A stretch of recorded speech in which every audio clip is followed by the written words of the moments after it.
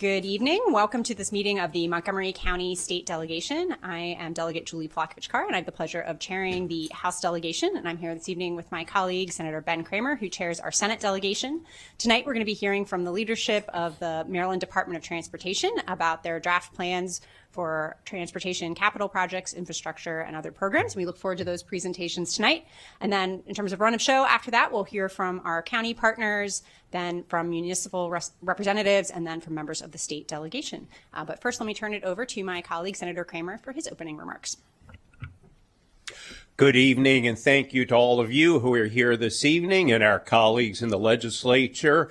It is certainly a pleasure to always welcome the secretary and her team.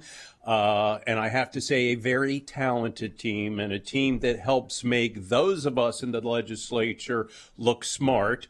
And for some of us, I'm talking about myself here, that's not an easy job. So thank you for that. It's very much appreciated. And the whole idea this evening is that we're going to have discussion about what's happening with our state roads and state road projects here in Montgomery County. And with that, first I will ask everyone to make sure their cell phones, please, are silenced.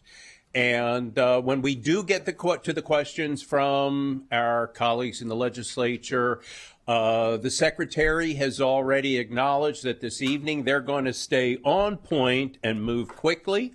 And hopefully we will be respectful of that and do the same when the different members of the legislature come up to have their conversation with these fine people. So with that, Madam Secretary, I'll turn it over to you. Thank you. Thank you so much, Mr. Chair. Okay.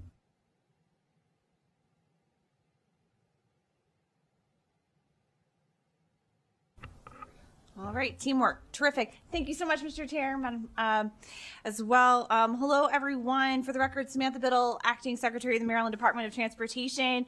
Thank you, as always, for inviting us here this evening to provide an overview of our 6-year Consolidated Transportation Program, more commonly known as the CTP. With me tonight, various members of the terrific MDOT team. Each of them will introduce themselves when they go over their respective modal updates. And as Mr. Chairman noted, our goal tonight is to keep our opening remarks and presentation concise. We know we have a lot of folks here who would like to engage with us, I'm sure ask some questions and get some updates on different projects and priorities across the county. And really that is the focus of why we are here, is to listen. And so we want to make sure we leave adequate time for that. Before diving in, though, I do just want to take a brief moment to address the ongoing federal government shutdown and the impact it's having on Maryland families. Governor Moore is taking action to support and protect all Marylanders affected by the lapse in federal funding. Earlier this month, Governor Moore announced anyone with a federal ID can ride MTA's MARC train and commuter bus for free during the government shutdown. And we're also ensuring everyone is aware of protections for federal workers and vital federal programs. Resources on unemployment insurance, housing, utilities, and loan programs can be found on the governor's website, governor.maryland.gov.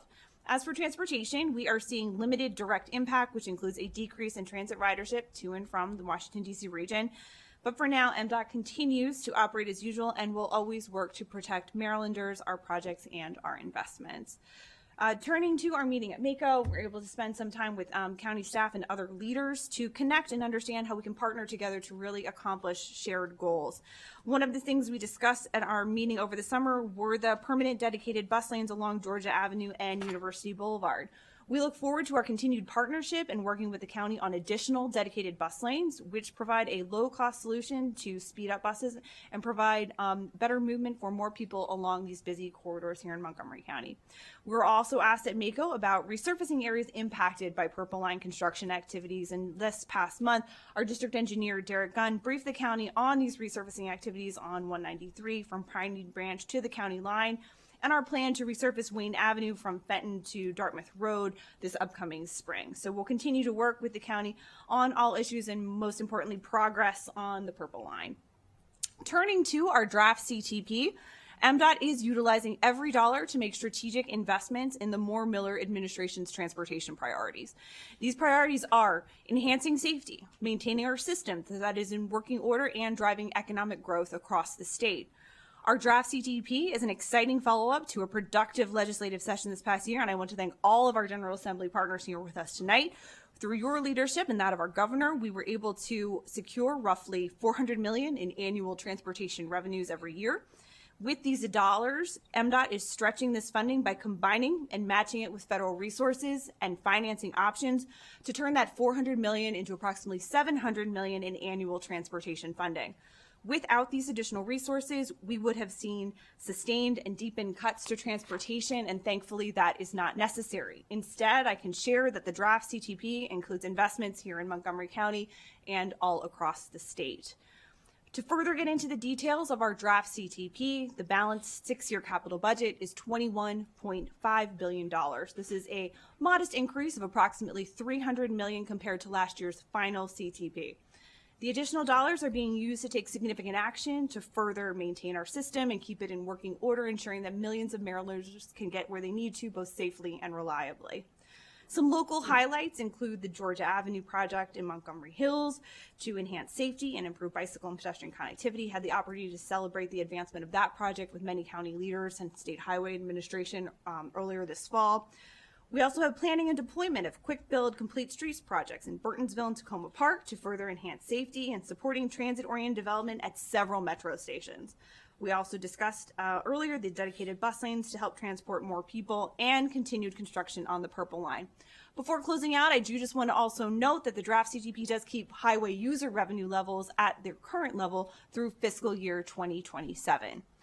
Finally, MDOT is serious about safety, and that is definitely reflected in this draft CTP. We continue to push forward to expedite progress, to bend the curve on roadway fatalities and serious injuries on our network, and do appreciate the partnership with the county and just encourage the continuation of that partnership. Really, all projects, all modes, the work that we do together is just so impactful together as well. I'm now going to turn things over for our modal updates, and I will start this evening with Holly Arnold with the Maryland Transit Administration. All right, thank you. And good evening, everyone. For the record, my name is Holly Arnold, Administrator at the Maryland Transit Administration. It's great to be here with you all in Montgomery County. And I do want to echo the support of the staff from Montgomery County. Maricela in particular, I think, is almost a member of the Purple Line team. And I just have to say how amazing and wonderful she is and that partnership is on the Purple Line project. And back to the budget, the prioritization of transit in the Moore-Miller administration's budget does ensure a bright future for transit in the state and here in Montgomery County. This year's draft CTP enables MTA to make needed investments to preserve and strengthen our transit system. The Purple Line construction is advancing. The project is now 82% complete, with nearly 70% of our track laid and all 21 stations under construction, with overall station construction at 74%. And of course, the Capitol Crescent Trail, I know is near and dear to your hearts, is at 63%. In addition, the Purple Line Small Business Grant Program, which is administered by MDOT, is currently accepting applications through November 7th for the third round of funding.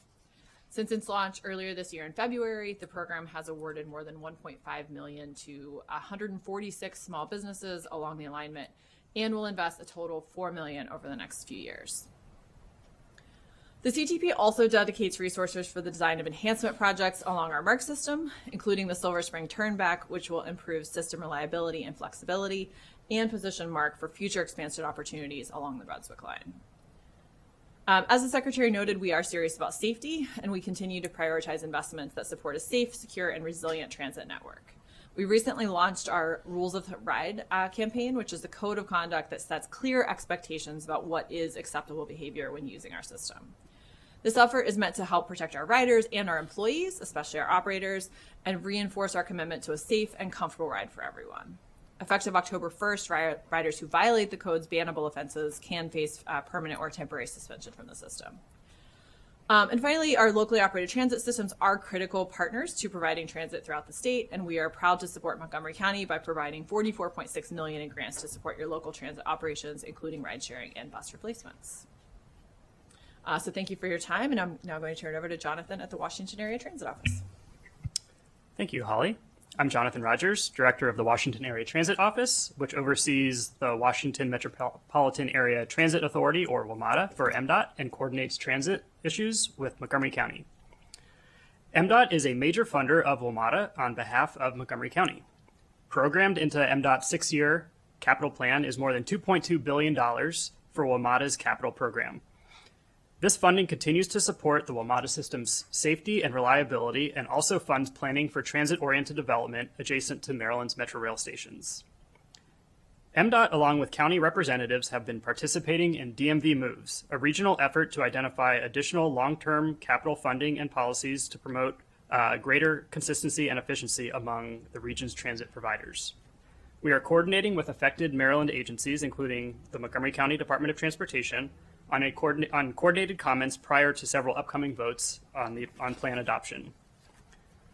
Finally, the Washington Area Transit Office is engaged with WMATA, Montgomery County Department of Transportation, and the State Highway Administration at an early stage to identify mitigations for next summer's red line shutdown of the Grosvenor Strathmore Medical Center and Bethesda stations.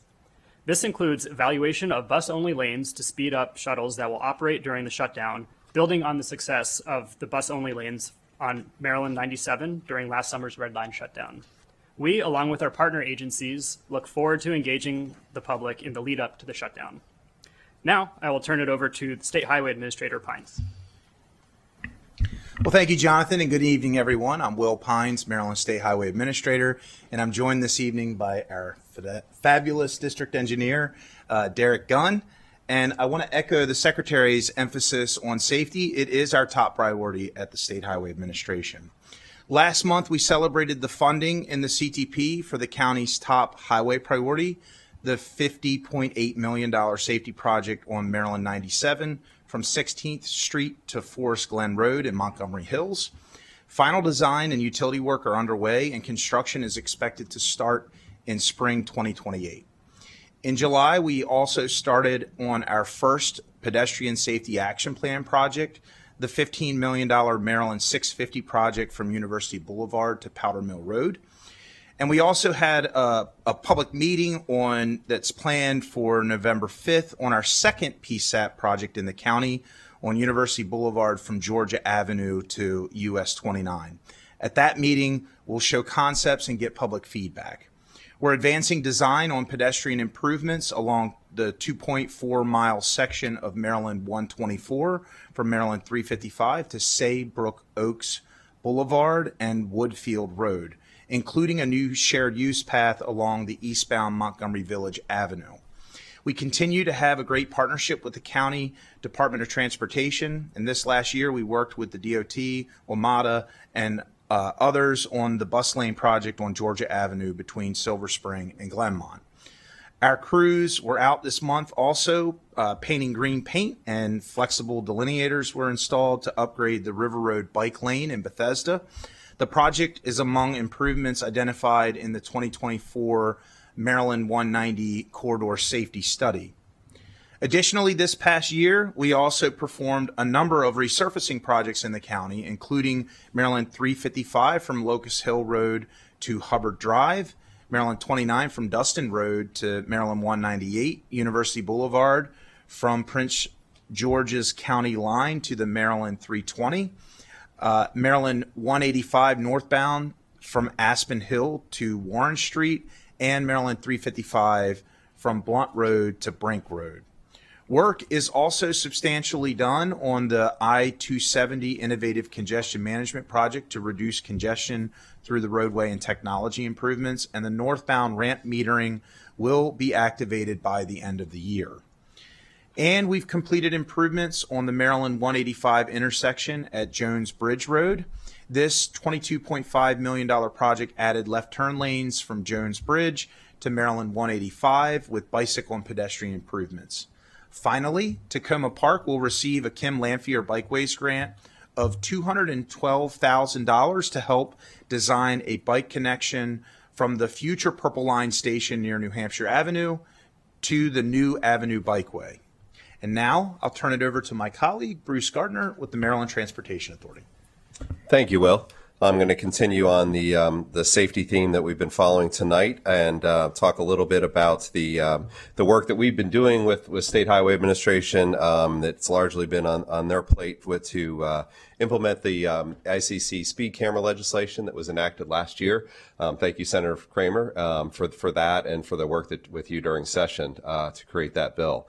But the RFP is expected to be posted, as I understand, in early 2026. That will help with a statewide program for that, with the schedule anticipated to be the cameras to be operational sometime in 2027. So obviously we care about safety in the meantime on the ICC, and the MDTA police have been working diligently to up our enforcement efforts. The enforcement statistics and the stops that they've made in the past year are about 100% more than the previous year in 2024. So about 20 to 30% of those are related to speeding. We've also been doing some additional messaging on the highway. Both my recent visits, I've seen that on the signs. They might know when I'm coming, but it is time, I think, to just continue that safety message that we have on the ICC. In addition to that, we continue to strengthen our relationships with the law enforcement community. We've got to thank Montgomery County Police for their participation in some of those enforcement efforts that we have done along the ICC, and we are continuing those efforts through the end of the calendar year and beyond. But I'll turn it over now to my colleague Chrissy at the MVA. Thank you, Bruce, and good evening. It's great to be here in Montgomery County. For the record, Chrissy Nizer, Motor Vehicle Administrator, and I'm proud to report that MVA's average wait time in all 4 of our branch offices here in Montgomery County is 5 years for the second year, 5 minutes, I should say, 5 years. That would be very long. 5 minutes for the second year in a row. This achievement is truly made possible by the dedication of our great employees. We continue to encourage customers to sign up for your My MBA account. You can take advantage of more than 60 different transactions right online at your convenience. However, we really have embraced this idea of a one-stop shop for government. And so at Gaithersburg, you can get your TSA pre-check. For our port workers, you can get your TWIC card. We also have an Easy Pass customer service center, as well as a veterans benefit office that has assisted thousands of our veterans' families with the benefits that they need. We also now offer at our White Oak branch office birth certificates as well as death certificates for those vehicle transactions. And also our limited service branches at Kemp Mill and Walnut Hill offer all driver and vehicle transactions now. And we're also pleased that earlier this year, we partnered with Montgomery County Alcohol Beverage Services as the first centralized location to accept Maryland's mobile driver's license for age verification. It's a pilot that we're really proud of, and it also is safety focused, ensuring that only those who are eligible to purchase alcohol are doing so. Earlier this month at the White Oak branch office, we're also proud to unveil a new butterfly symbol that Marylanders with hidden disabilities can voluntarily add to their driver's license, ID card, or moped permit at no cost. This optional designation provides our first responders with information to promote safety, understanding, and personal privacy. And just in a few short weeks, we've already had several thousand of those requested. So clearly there is a need, and happy to partner on that effort. Our outreach teams provide services to those who are incarcerated, as well as we are out there on our safety mission with highway safety events throughout the county. As the Secretary and everybody said, we are committed to Vision Zero. Last year, unfortunately, we lost 47 people right here in the county. The numbers are down statewide, and the same is true here. This year, there have been 36 fatalities so far, but we know that's 36 too many, and we'll not rest until that number is 0. In that vein, we recently announced more than $12.9 million in highway safety grant funding, and that goes here in this jurisdiction as well as jurisdictions throughout the state for those key issues that impact our fatalities. I'd also really like to commend Montgomery County, again, in the safety area. Your commitment is clear with your local strategic highway safety plan. We are in the process of updating the statewide plan. That'll be done in January, and we'll release that and work with you for any updates that might be necessary. So thank you for your time this evening, and up next is the Maryland Aviation Administration. Shanetta? Thank you so much, Christy. So for the record, my name is Shanetta Griffin, Executive Director and CEO of the Maryland Aviation Administration. Also, safety is number one for the administration as well. And I want to also thank the federal workers that are working at the airport every day, ensuring that level of safety. The Maryland aviation system plays a crucial role in supporting travel, tourism, commerce, and jobs. BWI Thurgood Marshall Airport serves as a major aviation resource and an engine for economic development. With an economic impact of $11.3 billion, BWI Marshall generates and sustains more than 107,000 jobs throughout the region. Looking ahead, BWI Marshall's A-B connector and baggage handling system project, which is the largest improvement project in the airport's history, will be completed this fiscal year.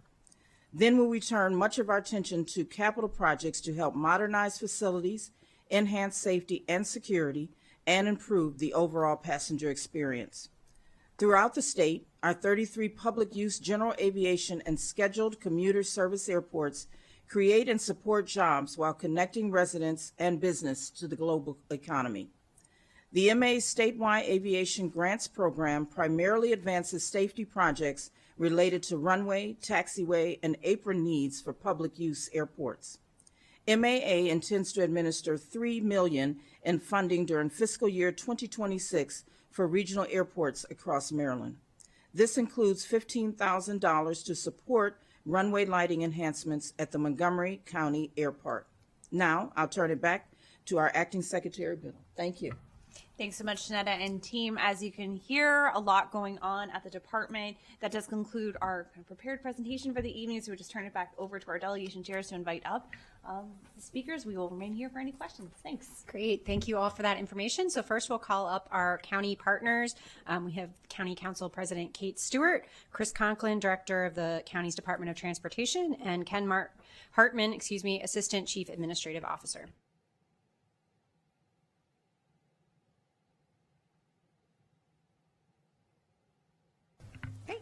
Well, thank you, everyone. Thank you for being here this evening. Thank you to the Secretary and to the MDOT leadership for being here, and to our Montgomery County delegation, particularly Senator Kramer and Delegate Julie Polakovich-Carr.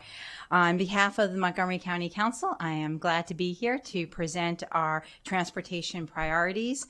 Vision Zero remains a top priority for the council and the county. We are grateful for the life-saving efforts, particularly the pedestrian safety action plan projects on New Hampshire Avenue and University Boulevard, especially given the lives in our community that have been recently lost to crashes, including pedestrians along University Boulevard.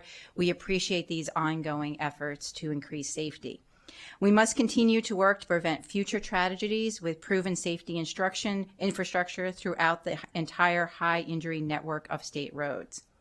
This draft CTP takes a major step toward multimodal safety and access with the addition of $50 million to bring the Montgomery Hills project to construction in 2028.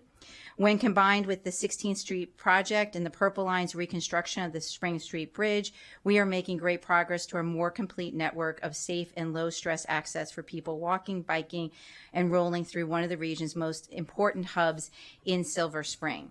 Thank you very much for the continued commitment to finishing the Purple Line and for incorporating our suggestions to improve the small business grant program as part of the project. We really do appreciate the collaborative work on that, and I'm really glad that I get to update my number now that we're 82% done. I kept saying 80%, but I'm now saying 82%. State investment has been critical in our ability to advance bus rapid transit projects on MD 355 and Veers Mill Road. These and other county BRT projects will require continued and consistent investment of lottery fund dollars into the State Bus Rapid Transit Fund and from the transit commitments within the American Legion Bridge I-270 project. We commend Governor Moore and Acting Secretary Biddle for their actions earlier this month to renew these commitments commensurate with the more limited scale of the Bridge and 270 project. Thank you very much for that. We look forward to working with MDOT to advance further improvements in the years to come, particularly for up-county residents whose significant transportation capacity needs have been a subject of much discussion this council. We are grateful for MDOT's partnership on implementing, monitoring, and adjusting dedicated bus lanes on state highways like Georgia Avenue and University Boulevard. These bus lanes only have delivered immediate time savings for bus riders on some of the highest volume bus ridership corridors in the state of Maryland. We look forward to partnering with MDOT on more projects that improve access and advance equity. Metro Rail and bus service is a lifeline for Montgomery County residents, and we commend the Moore administration and General Assembly for their repeated commitment to the fiscal health of WMATA, providing major increases to capital and operating support in recent years to avoid service cuts. We look forward to continuing to work with you and the rest of the DMV Moves Task Force to sustain and expand transit service to meet the immense transportation needs of our growing region. And I just want to say, as you all were doing your presentations, I am the Montgomery County Council President, but I also represent District 4, and so many projects are happening in District 4, so I very much appreciate all the work from Tacoma Park, Silver Spring, up to North Bethesda. So once again, just thank you for your commitments to Montgomery County, and we look forward to continuing the work together. Thank you. Good evening. I'm Chris Conklin, Director of the Montgomery County Department of Transportation. Thank you for the opportunity to address MDOT leadership and our delegation today. We really are thankful for the ability to share our thoughts. I have many of the same things to say, so I will try not to say them all, or if I do say them again, to say them at least slightly differently. We're really thankful for the commitment to highway safety that's been demonstrated by the Moore-Miller administration with numerous projects. I count 4 major projects now underway. This is a type of action that we've sought for many years under the county's Vision Zero program, and it's really gratifying to see this work come to fruition through the actions of the State Highway Administration. That said, it has been a deadly summer and fall on roads in Montgomery County. The administrator noted 35 fatal crashes. 25 of those were on state roads in our county. Of the 12 pedestrian fatalities we've had, 11 of them have been on state roads. That's not to say it's the state's fault, but the state roads represent about 12% of the road mileage in the county, so it is a disproportionate share, and we look forward to continuing to work with the State Highway Administration to take quick actions to eliminate some of these hazards and to take longer-term strategic actions to make these corridors safer.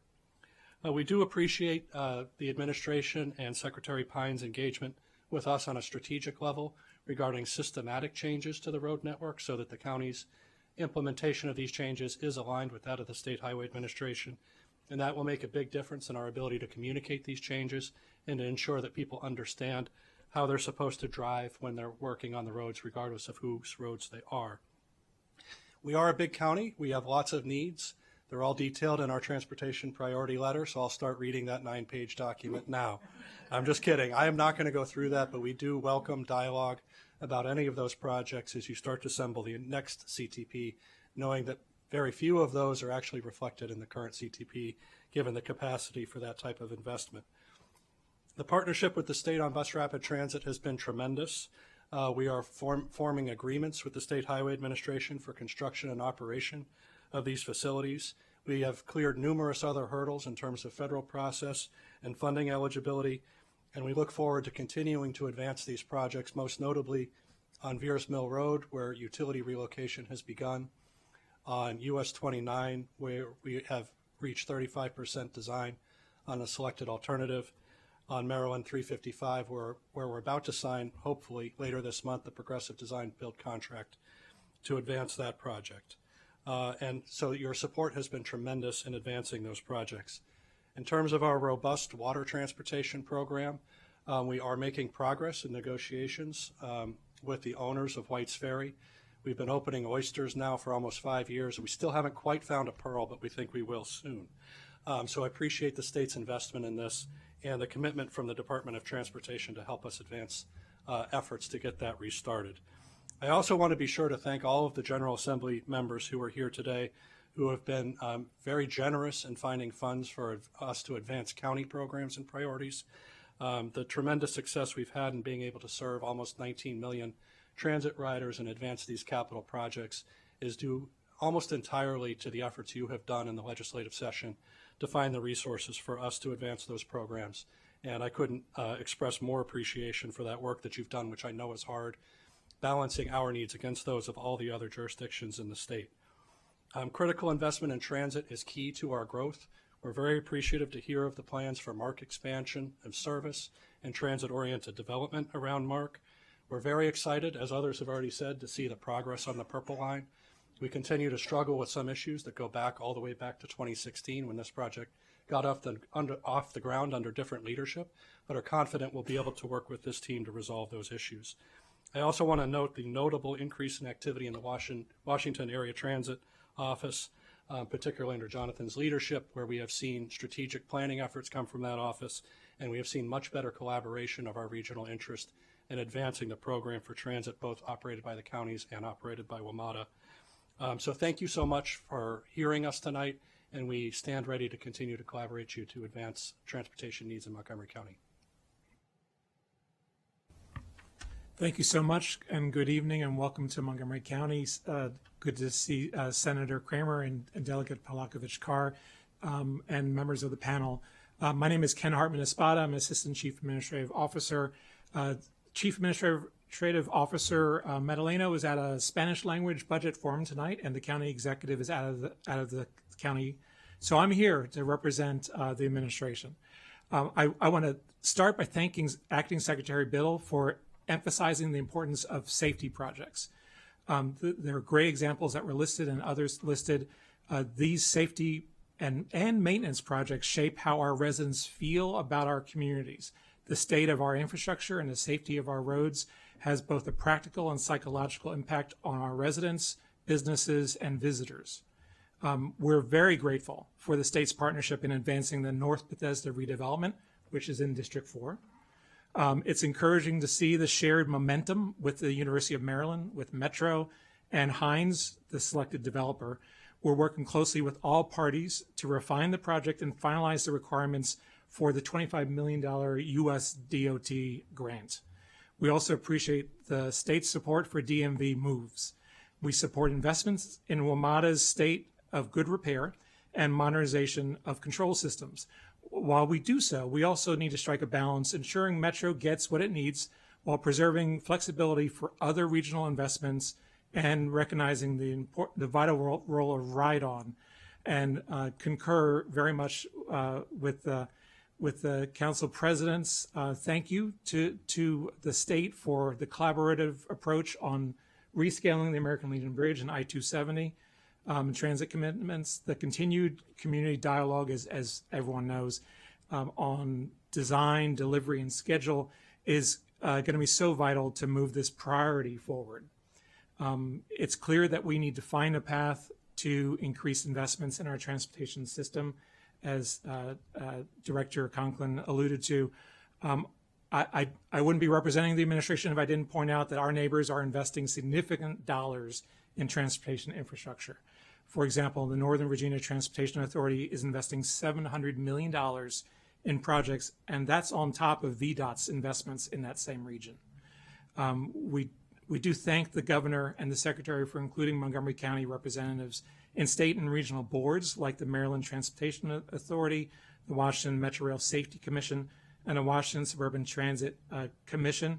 This representation ensures that the county is heard and included on important policies, and we appreciate the opportunity to contribute to the state's priorities on these bodies.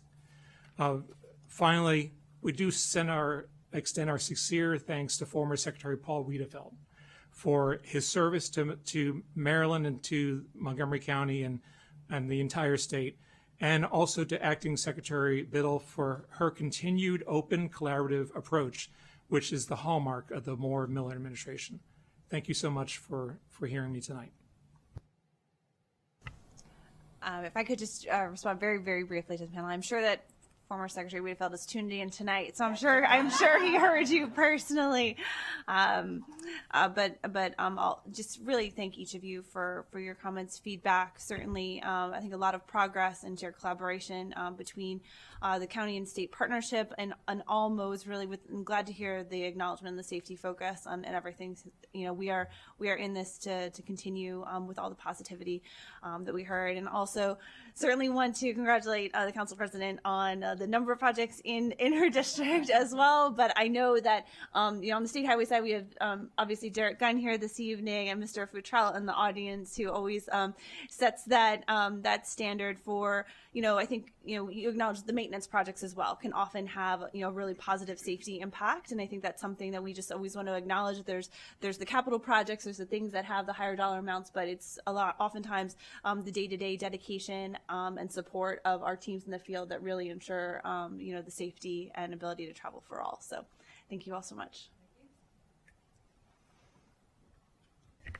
Okay, next we'll call up our representatives from municipalities. We have Jim Woods, who's the Acting Director of Public Works for the City of Rockville, and representing the City of Gaithersburg, Sarah Peters.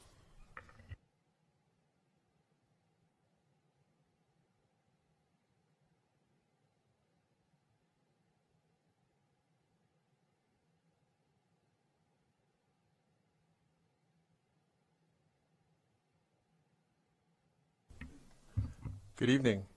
My name is Jim Woods. I am the Acting Director of Public Works for the City of Rockville. And this evening I am here on behalf of the Mayor and Council, who are unable to attend as they had a prior administrative session scheduled. But I appreciate the time and opportunity to speak on behalf of the city. I'm just going to take a quick personal side. For 19 years, I've had the honor of serving the City of Rockville. And for 21 years, I've proudly called Montgomery County home. My wife teaches in MCPS, and our 3 children are MCPS students. And like so many families here, we live, learn, and work in this community every day, which is why a reliable and safe state transportation system is so vital to us all, and it really touches our well-being. On behalf of the city, we wish to thank MDOT for the 4 grants that the city has received under the Transportation Alternatives Program, and the 3 grants received under the Kim Lampier Bikeways Networks Program. This funding has really allowed the city to advance some of our key programs and capital projects. The city also wishes to thank MDOT SHA for their support of the city's Vision Zero program. The city recently updated its high injury network, which includes 5 state-maintained roadways within city limits. The city will continue to advocate for safety enhancements along the high injury network and make sure we coordinate closely with MDOT for improvements along the state-maintained roadways to reduce crashes and injuries. The city looks forward to completing a federally funded intersection audit for 20 state and 10 city intersections this fiscal year, and requests that MDOT implement the recommended improvements that may follow upon completion of these audits. These improvements are essential to advancing our collective Vision Zero programs. MDOT SHA completed a study in the past that recommended the realignment of the I-270 northbound ramp at MD 189, which is exit 5, Falls Road, to improve safety by forcing drivers to slow down before turning right on eastbound 189 and Maryland Avenue. The City of Rockville requests that this project's design and subsequent construction be funded to improve safety at this ramp for all modes of transportation, particularly for pedestrians and bicyclists on Maryland 189 Falls Road. So thank you again for the continued collaboration with the City of Rockville and Montgomery County as a whole. We've had some fantastic opportunities in the past year to collaborate closely with our county and state partners. We host regular collaboration meetings virtually. They're very effective for us to express our needs in the City of Rockville, and we hope to continue that collaboration in the next year. Thank you.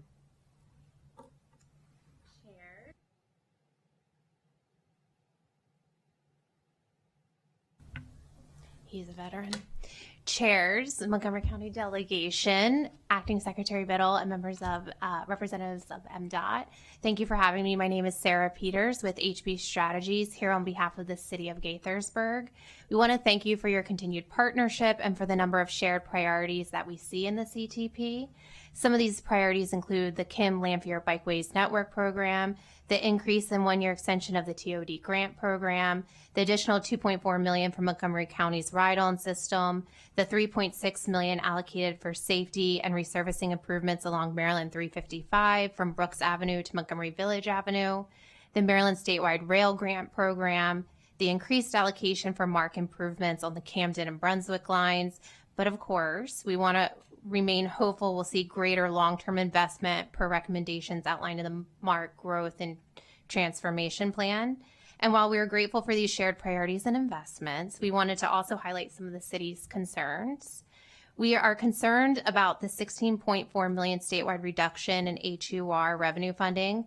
As you know, HUR is a primary state funding source for local roads and bridges, which is critical for maintaining infrastructure at the municipal level. The draft CTP projects HUR will fall from $459 million in FY27 to $351 million in FY28, representing an $110 million statewide reduction. The scale of decline will exacerbate the gap between local government's maintenance, obligations, and available resources. Next, Maryland 117, Clapper Road, Diamond Avenue. This longstanding project remains on hold. The proposed intersection, sidewalk, and shared use path improvements are essential to addressing safety and congestion in this growing corridor, With traffic returning to pre-pandemic levels and nearby development accelerating, we strongly urge that this project advance to phase 2. Also, and finally, Project I-270, no surprise, Phase 1 South and Phase 1 North. The City of Gaithersburg is encouraged by the continued progress in the preliminary engineering and the state's ongoing efforts to secure federal grant funding. However, as federal funding prospects remain uncertain and infrastructure conditions in this corridor continue to age, we believe this is precisely the time to explore creative funding mechanisms, accelerate planning milestones, and strengthen coordination with local jurisdictions. So thank you again for your time, leadership, and support, and we look forward to continuing to work together.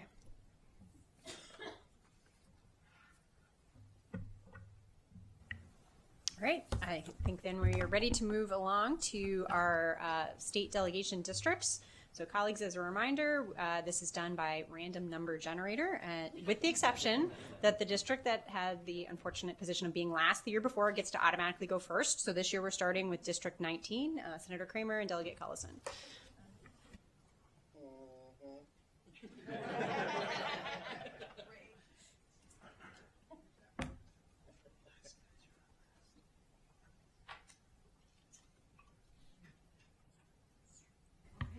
I thought maybe I fixed the jar with the numbers in them. Good evening, and thank you all for being here tonight. Thanks for making the trip down to Montgomery County and for the work that you're doing on behalf of our residents.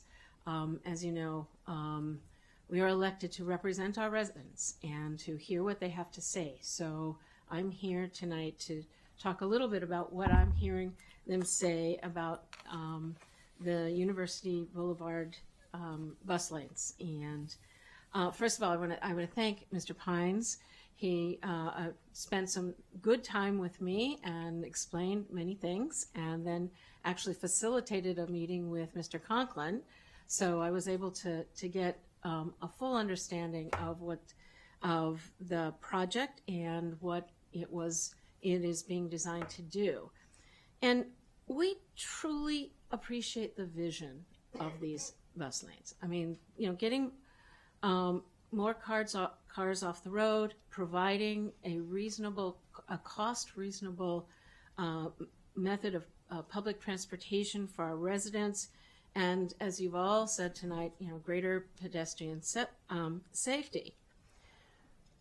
But you all know that change is hard, and particularly something this significant, particularly something where, folks who use University Boulevard as a main exit out of their communities, all along, in that 2.4 miles of University Boulevard, there are many communities that literally go out into that space and now have to navigate a very different space. And what I am hearing is that there was inadequate community involvement prior to the painting of the bus lanes. And what I heard from both Mr. Pines and Mr. Conklin was, once the lanes were painted, it was a done deal. And I can tell you, the community had no idea of that. The community believed that this was a pilot. The community believed that there was going to be an assessment of the impact of those bus lanes. And this is not, I learned this was never the intent. And once they were painted. And so I have a little bit of a timeline that makes it clear that the community engagement was lacking. I think we could have avoided some of the concern by literally just working with the communities to help them understand and to see if there were ways to mitigate the negative impacts of the project. So in 623, there was a meeting that MC, Department of Transportation, and I will say, I believe that Montgomery County Department of Transportation is the driver behind these kinds of improvements, and I use the word improvement here, but it's the state's responsibility to make sure and do its due diligence to make sure that the project rolls out in a way that the communities are involved. There was a press release in November of 23 in which MC Department of Transportation announced the pilot and saying that there would be an evaluation in December of 2025 to confirm that the bus lanes are beneficial on this corridor. And that was the press release from MC. So the pilot lanes were installed, and again, I'm using the word pilot because that's what everybody believed they were, in February of 24. And there was in August of 24, Mr. Aaron Rich, who was the MC contact person, the MC dot contact person, he resigned. He had been responsible for the community involvement, and then it dropped off. As of 11/24, there was no public input into the installation of these lanes, and the studies that have been done show, a slight increase in the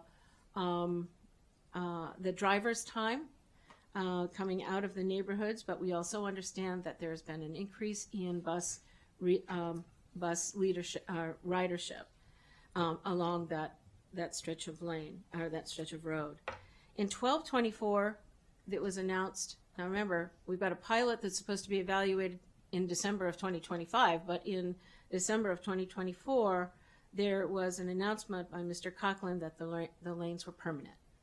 So, the impression that the community had was, disabused at that point.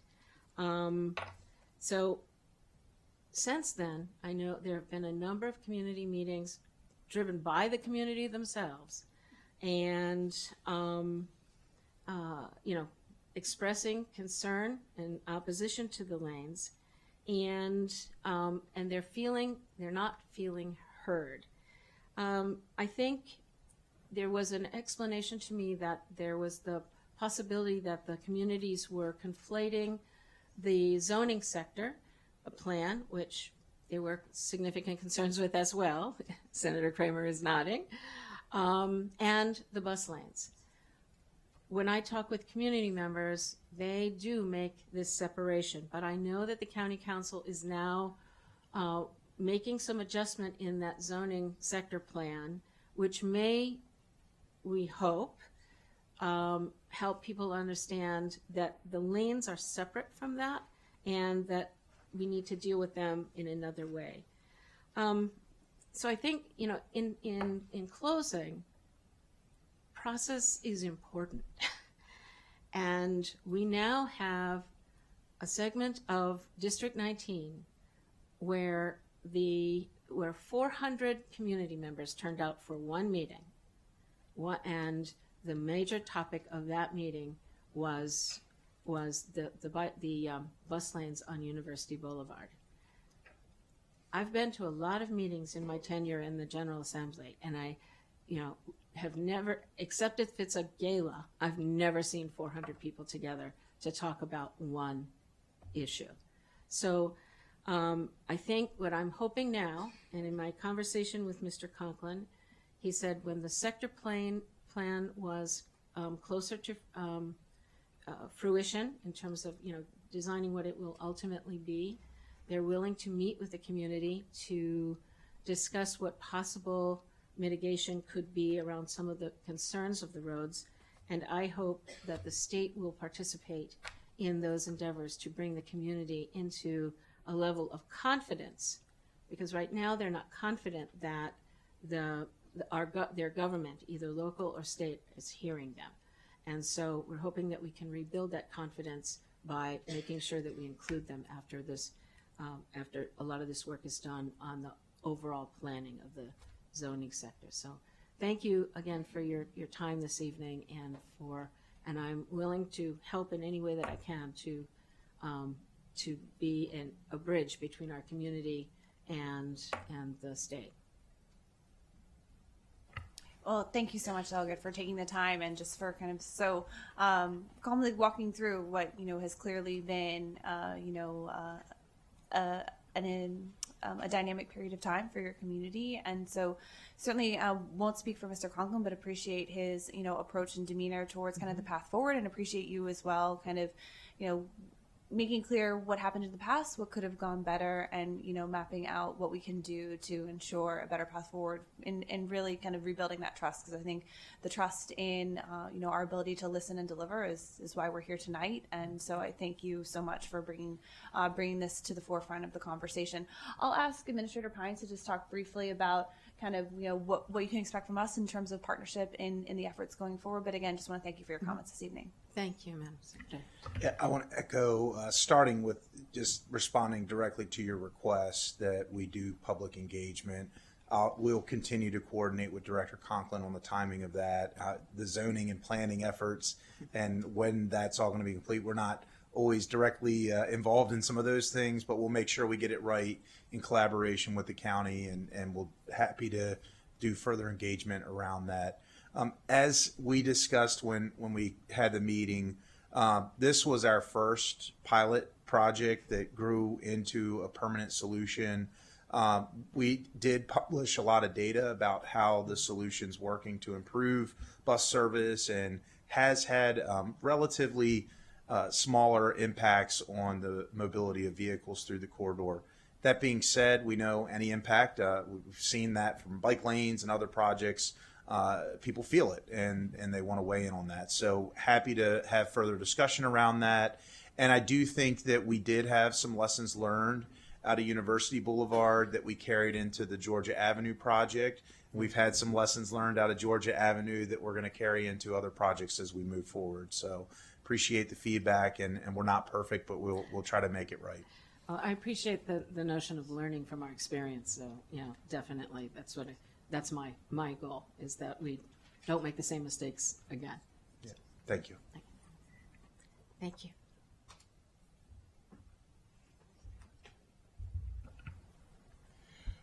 Thank you very much, Delegate Cullison. You did a phenomenal job articulating the concerns that we have heard from the affected communities. So very much appreciate your sharing that and making sure the message was heard, and hopefully potential for helping the affected communities work through the changes. All right, with that, we are now turning to District 14. Delegate Kaiser, I believe, is representing District 14 this evening, and ably so, no doubt. Oh, why, thank you, Senator Kramer, and thank you to both you and Chair Palakovich-Carr. Thank you, Madam Secretary. I want to thank you all. Tonight, I'm speaking on behalf of myself, Senator Craig Zucker, Delegate Bernice Miracle North, and Delegate Pam Queen, and on behalf of our over 140,000 constituents. To the representatives here from other districts tonight, I want to say I'm sorry that we did not provide a PowerPoint from District 14 this year. I know that everyone is sadly disappointed. I'm going to keep my comments relatively brief. I wanted to start first with a very strong thank you to Ms. Christine Neiser for the exceptional help and the constituent service that our constituents continue to receive from the MVA. So thank you so very much. I want to talk about just quick mention of the traffic concerns that we have in the heart of our district, and only at the major intersection of Georgia Avenue and Route 108, and how we continue to need more effort, time, and consideration to all the things that we can do to improve that intersection. And certainly the bottleneck that continues all the way down Georgia Avenue into District 19. Next, in terms, we have a question from one of our delegates in regards to the Maryland 198 Burtonsville Improvement Project, and one that will get back on track. As you know, we have a new development there in Burtonsville, the northeast corner, and so it's creating new traffic patterns. So again, looking for assistance there.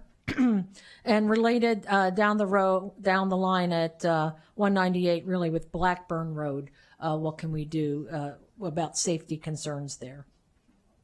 One of the council members and I will be sending you a letter soon about our concerns about the traffic on Route 108 in front of Sherwood Elementary School during morning and afternoon school hours. And while this was brought up in a meeting last week with State Highway, when our staff met with you, the question is that work had been done previously or a study or something else, and so wanting to find out exactly where we are and what was done in the past and possibly what we could do in the future. Related to that, thank you to State Highway for the team meeting with staff that happened last week.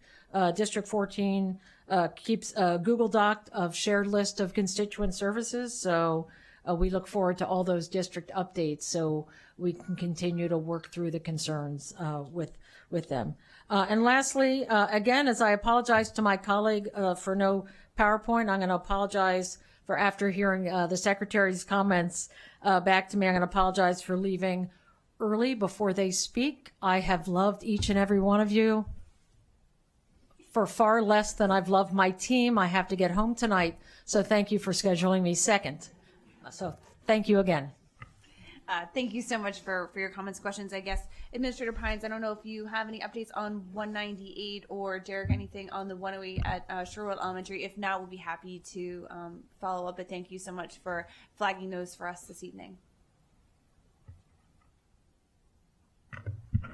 Well, thank you, Delegate, for those, for bringing those to our attention. We did meet last Friday with a few folks, and we know that we have some homework, we have some follow-ups on several areas. You mentioned a few of them at Blackburn and 108. So within the next 1 or 2 weeks, we'll be following up with you on the status of most of those locations, and we can have a conversation at that point. Perfect. Thank you all so very much. Have a good night. Thank you, Delegate Kaiser. And now we're bringing up, we got a whole District 16 team here, Delegate Wallach, Delegate Warman, and Chair Corman. Come on down.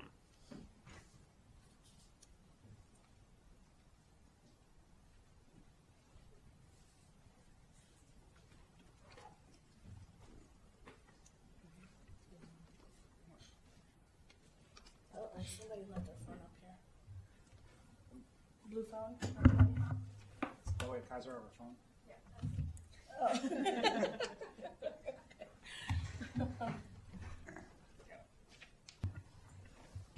Hi, everybody. I'm the delegate. Oh. On the right. Thank you. I work at my day job at the executive's office, not used to the county council. But anyways, hi, I'm Delegate Teresa Warman. I represent District 16 along with my colleagues here at Bethesda and Potomac. I wanted to say, first of all, thank you for the MVA for not being a headache any longer. I remember what it was like getting my license the first time, and I just had to renew it this time around. And I actually let it expire for a day, and I thought I was going to have to retake the test. So it was a wonderful thing that I just got to go into the office, and it was actually the day that Eric's law came into passage. So as soon as I got there, they even asked me if I wanted. You guys had the signage up and everything for the new law, so that was really awesome.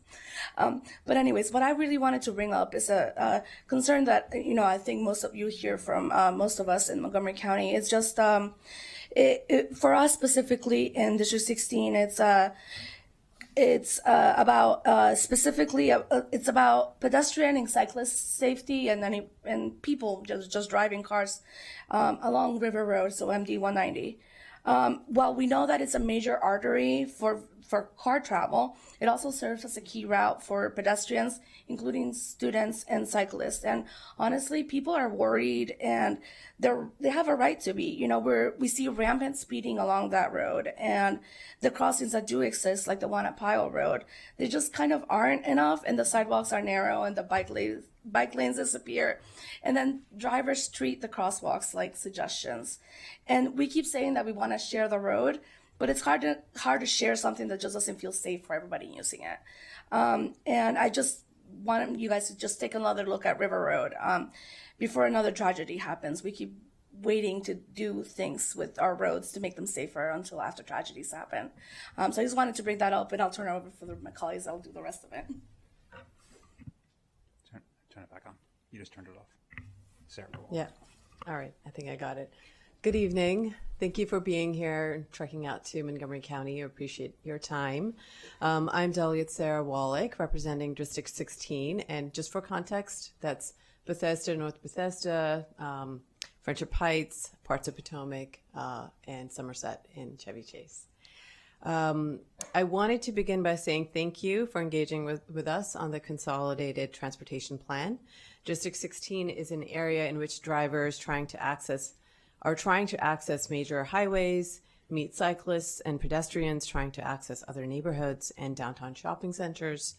And we in District 16 are constantly working hard, as Delegate Orman indicated, to make our roadways safer for everyone who uses them. There are a few main areas of concern, specifically speeding, the lack of sidewalks and crosswalks, and overgrowth that blocks visibility. Chair Corman will talk more broadly, but I did want to speak specifically on a few issues related to speeding on River Road, Goldsboro Road, which is MD 614, and Wilson Lane, which is MD 188. So on River Road, there have been improvements. So first off, I just want to say thank you for everything that you've done there. The new bike paths have recently been painted on, and I did a drive-by photo shoot of that, and shared it with the team. So really, really pleased to see that. But there are also other areas that have had accidents. Most recently, under the bridge, there's a cross path connecting this. Is it the Siena Canal? Capitol Crescent Trail. Thank you, Capitol Crescent Trail. And the visibility there is really, really low. Accident occurred sort of, I think, dusk, nighttime. And so that is something I want to bring to your attention, that we need more visibility there because a pedestrian was run over very recently. I want to shift over and talk about Goldsboro and Wilson. Both of those roads connect between MacArthur and River and lack the necessary sidewalks and crosswalks to allow residents to walk safely and get to bus stops and roadways. Oftentimes you'll have a bus stop, but there's no way to actually cross the street safely. We've had folks over from the State Highway Authority to walk and do a safety walk of that area, which has been really helpful for people to see right on the ground what our residents are dealing with. So I appreciate the partnership of you all coming out and taking a look. But more work needs to be done between the winding pattern of the roads, various exit points into and out of neighborhoods, bus stops, the overgrowth I mentioned earlier. These two roads remain a particular concern because of the lack of visibility and so forth. So I just wanted to end by saying thank you for your continued partnership. There's more work to be done on those specific areas, and we look forward to making progress for everyone who lives in that community. Thank you. All right, well, thank you all. I'll ditto everything from Delegates Warman and Wallach, and of course Senator Love, who couldn't be here, I think agrees with everything that we are presenting to you as well. Really appreciate you all being here. I know you do a lot of these. You can't say it, but I will. I know they're a slog, so appreciate your time and attention. Although, Derek, you only have to do 2 of them, so consider yourself lucky, and we're really happy to have you working as our district engineer for Montgomery and Prince George's County. I'm going to run through, as I do, a bunch of different things. Obviously, Madam Secretary, respond to whatever you want to, but I'll suggest some things I'm hoping you can respond to tonight, and then others, appreciate your follow-up. You will be hearing from me. We've heard a little bit from Jonathan and the county council and county executive representatives about Metro, WMATA. WMATA has a math problem, Madam Secretary. We were all involved in the deal with your former boss, Secretary Wiedefeld, 7 years ago for a flat amount of money. That flat amount of money has not grown because it's flat. So in addition to inflation eroding away at it, they've also bonded a lot of it. And so you're talking a lot about safety. I agree with you. Safety is paramount. We do not want to end up where we were 10 years ago with an unsafe metro system that there are track fires literally every day. And so we need to take some action. And for District 16, we have 5 metro stations that sort of border our district, so it's really important for our residents. On the Purple Line, want to thank you for all the progress and the updates. Really excited that we've heard that the trail will be completed and I think maybe open prior to the revenue service on the train. District 18 will be up to talk more about this, but I just want to sort of back them up on, trying to get to more detail about how that's going to work between the state and the county so that we can actually bring that to fruition, which is really exciting. And again, I know District 18 will talk more about this, but we're really happy that MTA, Maryland Transit Administration, has decided to follow through on getting the trail open early. So thank you. Similarly, for the Maryland Transit Administration, there's been a little bit of discussion tonight about improvements on the Brunswick line, but I'm hoping if there's time, Madam Secretary, the Administrator, could talk more about some of what's being contemplated there and what actual work is starting to move forward.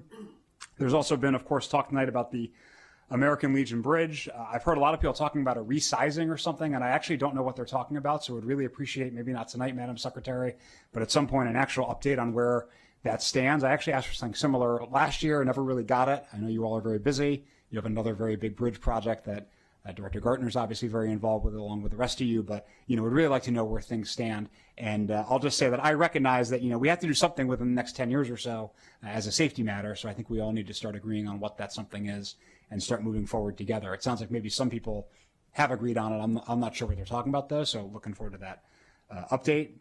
Administrator Nizer, I'm glad Delegate Warman got our license renewed. Did want to mention that we have, I think, one do-it-yourself vehicle emissions inspection program station in Montgomery County. You have a new contract now, which I think allows the expansion of that program, so I think we'd love to see more of those in Montgomery County, where we have, despite my best efforts, quite a few drivers who need to use those stations. Before I get to some specific safety highway projects, I do want to put a little plug in for Chair Polakovich Carr. She had a great bill a few years ago on Vision Zero implementation, and we have this Vision Zero implementation committee that meets every quarter. Administrator Nizer chairs that, Administrator Pines participates, Director of the MDTA participates, but it's a really, I would just, for anybody who's watching this, all 10 of you, it's a really great thing where they look very closely at the causation of some of the incidents we're seeing along our roadways where bicyclists and pedestrians in particular are getting killed or seriously injured, and work towards solutions.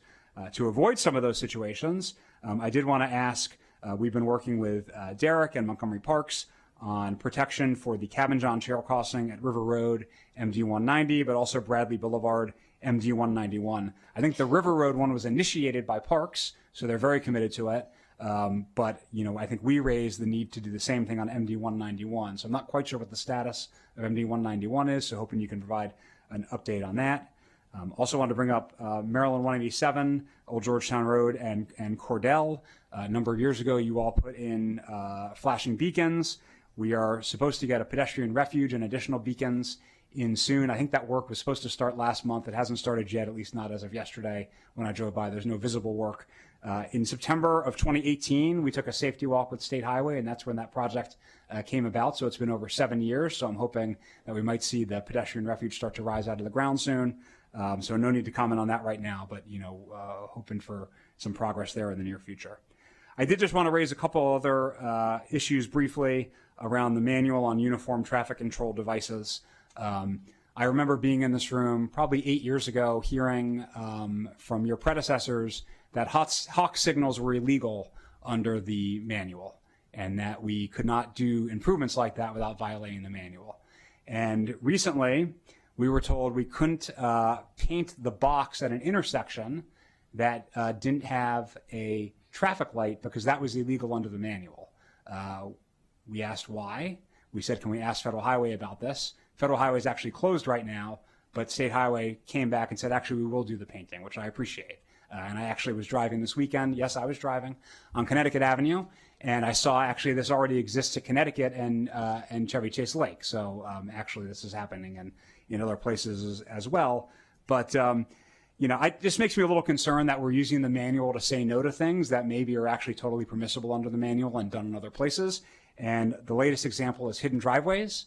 We're being told that hidden driveway signs are not allowed under the manual. And I wouldn't recommend a hidden driveway sign on 270 or maybe even River Road. But as you know, what we call state highways, many of them run through very residential areas like Bradley Boulevard. And so I'm just hoping we can look at the manual with the same flexibility and creativity that other jurisdictions seem to look at it and, get back to yes a lot faster rather than just, falling back on the manual to say that something's illegal. So with that, there's a lot of other things I could thank you for, as out of character as that would be. We really appreciate the close partnership with Derek on all sorts of projects we're not bringing up here. We do have a great working relationship. He meets with us every quarter, going through all our different constituent requests, and we really appreciate him as well as the rest of you. And welcome any responses you want to give tonight, Madam Secretary, or at a time of your choosing. I think we can knock through a few of these this evening. I will use my random number generator to start with perhaps with Administrator Arnold, an update on Brunswick Line specific investments, what came out of Mark Growth and Transformation Plan, what we're doing right now, and what we very much hope to be moving forward with. Okay. Yeah, thank you. So we, in I know you have read, but the Mark Growth and Transformation Plan, those of you who haven't, I would really encourage you to take a look at it. It does outline what our vision is, 515 and kind of unconstrained vision for Mark service. And a lot of it is focused on the Brunswick Line because we do see a ton of opportunity there. So start with state of good repair because we have to maintain what we have. We have really focused on state of good repair on the Brunswick Line over the past year, including platform rehabs and station rehabs and shelters at a number of different stations, as well as some tire replacements on the Frederick branch. The big project that we're undertaking now is following with the Silver Spring Turnback. So that is a project that would permit future Brunswick Line frequencies to originate and terminate at Silver Spring Station. We do think that is a really good opportunity on the Brunswick Line because there's a lot of space constraints between Silver Spring and into Union Station, and we think we can get a lot more service there. So we're working very closely with CSX. So we're starting 15% design now. We do have funding for that to move forward in the CTP. Smaller project on the Brunswick Line, we are also coordinating with the town of Kensington on the overpass feasibility study. So moving forward with that project as well. And we're continuing to have discussions with CSX in terms of what it will take to have additional service, particularly midday service, as we know that there's a lot of opportunity associated with that. I can take the purple line if you want me to. Save it for 18. Okay. Yeah. That sounds good for now. Maybe let's turn over to State Highway to Derek or to Will for some of the local updates. We'll give Derek maybe a little bit more time to pull up notes. But even before turning it over to Will, Mr. Chair, your comments on MUTCD are well taken, and I think are part of the broader culture shift that we're really looking to accomplish in terms of everything that we're looking at in terms of how we deliver safety projects. Certainly, we have those resources there as a guide, but we also have a lot of other tools and professional judgment that we can use when trying to figure out what the best safety solution is for any corridor. Also appreciate your mention of Delegate Plotkichkar's legislation that led to the safety reviews. I think Administrator Neiser has really taken to heart how we're working through those along with others up here and other staff who participate in those convenings. And we've had conversations just acknowledging what we're learning as we work through that process to make sure that we are really trying to find the most benefit in the analysis and it will be an evolving process. Certainly, I think it's been a very enlightening one for us so far. But with that, I will turn it over to Administrator Pines and Mr. Gunn for updates on some of the local issues that Mr. Chair and other members of the District 16 panel have brought to our attention. So I'll start, and then I'll go to our district engineer. Chair, I do want to thank you for the compliments, too. As rare as they may be, Derek is phenomenal, and I recognize that, so thank you. On American Legion Bridge, what was referenced this evening earlier in the comments was that when we had our prior public meetings, if you recall, the segment went from the American Legion Bridge all the way up to the ICC. What kind of developed through the public engagement process that we had, it's been a little while ago now, I agree with that feedback, is that we truncated the segment of the corridor from American Legion Bridge up to the spur, took out the section that's really through Rockville, and then added into the CTP the section north of the inter-county connector, where really we heard a lot of feedback that the upper county wants to see improvements on 270. And as you said, a lot of the focus in the lower segment is really on the safety of the bridge, the multimodal connectivity, and the bike and pedestrian amenities that would come. So that's really what was talked about by the smaller program. In a way, it's bigger by adding in 270 North, but it's smaller in terms of those in Rockville that we're making those comments. In terms of Cordell, Derek informed me that our Office of Traffic and Safety is working with the county to deliver the materials for that. I know one of my first days in this job, we talked about your skepticism about us getting that project done, and Derek assures me it is moving in partnership with the county. So, and then on the MUTCD, we actually are actively working with Federal Highway to update the manual into the new year. It incorporates a lot of the safety improvements in the pedestrian bicycle safety front that came with the Federal Highway 11th edition. We've been, as Director Conklin mentioned, working hand in glove with them to update our speed policy, to focus a lot more on having speed management policies that will help us to reduce speeds on roadways and protect lives. But there is it's probably, I've talked to at least 5 of you in the room about the MUTCD at different points. In reality, most of the deviations that we've had away from MUTCD, from an engineering standpoint, we technically should not have, but we take a risk in that the manual, it is implied in law that we should be following it in order to retain our federal funds. However, we do work with our federal partners to try to get relief in that whenever possible, to work with constituents. So my team did make me aware of the hidden driveway issue, and I commit that we will take another look at that. Turn it over to Derek to talk about 191. Sure. Thank you, Administrator Pines. And just to kind of put a bow on the MUTCD situation, we'll be alert to existing guidance and the shall versus the shoulds. We'll make sure that we take a careful look at those. I'm going to go back to the delegates' initial comments first about Maryland 614 and Maryland 190 on River Road. Thank you for acknowledging and mentioning some of the improvements recently that have been made. Very important project that just got completed. We just put the flex posts and the signage to complement the green colored bike lanes. So that part is complete. And to your point about lighting, that will be part of the larger project that's under design right now. CRP funding, so that'll be moving forward, and we'll be taking a look at lighting, some other conditions near the bridge, near Landy Lane. 614, appreciate the opportunity to go out on the walk audit. Some of our maintenance and traffic folks, they're following up on some of the findings from that audit, so you should be seeing some notable progress, particularly with brush and tree clearing very soon, if not already in progress. I'll shift to the delegate in terms of the 190 and the 190 and 191 situation. So 190, the PHB, the hog signal, that was permitted already, and construction can start any day now. They have a carte blanche to do that. They be in parks. Still trying to get a beat on 191 a little bit more. The last time that we tracked this, it was going through the plan review cycle, and my guess is that that's still ongoing right now, but we'll follow up with our reviewers and circle back with you, Delegate. Thank you. If I could just on the brush management as well, I know that's an important topic for us at State Highway. Statewide, it's a big challenge. Historically, we utilize federal funds to remove invasive species, and that is something that we're reinitiating to try to pursue. That program kind of came to an end a few years ago, and so the team has largely been relying on our operating budget to do the tree and brush, and it just hasn't been enough to keep up with it.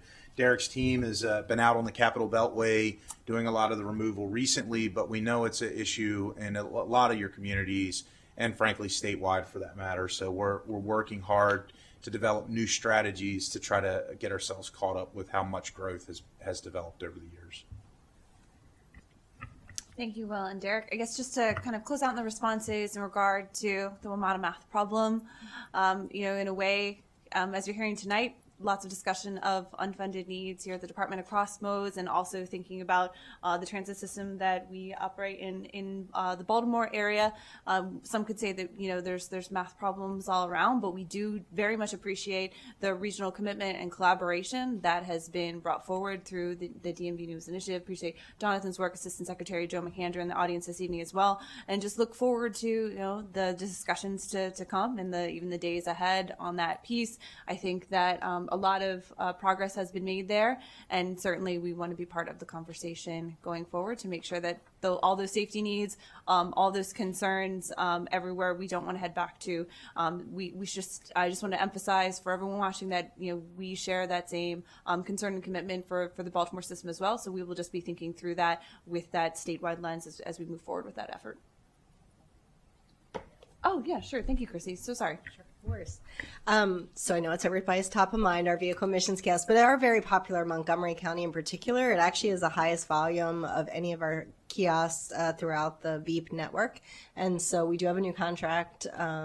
As the chair indicated, we are currently in the process of transitioning to a new IT system, which will allow real-time communication, which is great because that means if you go to get your VEEP test, it'll automatically be updated in your system, especially the end of the month. That's helpful for our customers who need to do that vehicle registration renewal. Subsequent to that, we do have the capacity to get up to 15 new kiosks in addition to what already exists in the network. And so we know that at least one of them will be here in Montgomery County. We will do about 8 with the initial rollout, and then see where we go from there. And so at least one of those 8 will be here. Certainly we'll make those decisions by the end of the year, and we'll provide updates to you in terms of where those locations will be. Thank you. Thank you. All righty then. Thank you, District 16 and Chair Corman. You put a smile on my face when you brought up the Hawk Beacon signals, because I think it was 10 years ago when District 19 was having concerns. I introduced legislation because I was told there were, and it predates everyone here, just to be very clear about that, that they could not be utilized in the state of Maryland. And within days following the bill hearing and the introduction of the bill, suddenly the State Highway Administration came and said, hey, guess what? We can actually do this. We don't need legislation. And but to their credit, within a year, those Hawk Beacon signals were being installed. So thank you for that flashback. And with that, we are now ready for District 18 and Delegates Solomon and Shetty, please. Nice to see you both. You as well. Jump on in. The unenviable position of following Delegate Corman. And I'm surprised you didn't say anything about speed cameras on the ICC. That's what I expected. Thank you for that. That was already addressed. Going through the the Senator Kramer priority list. Good evening, everybody. It's a pleasure to see you all. Thank you for being here. I'll echo Chair Corman's comments. I know you have a lot of these and takes a lot of time away from your families to visit every jurisdiction. So we appreciate you being here and appreciate you being in Montgomery County tonight. For the record, Delegate Jared Solomon from District 18. And I want to start off also by echoing just a lot of thanks.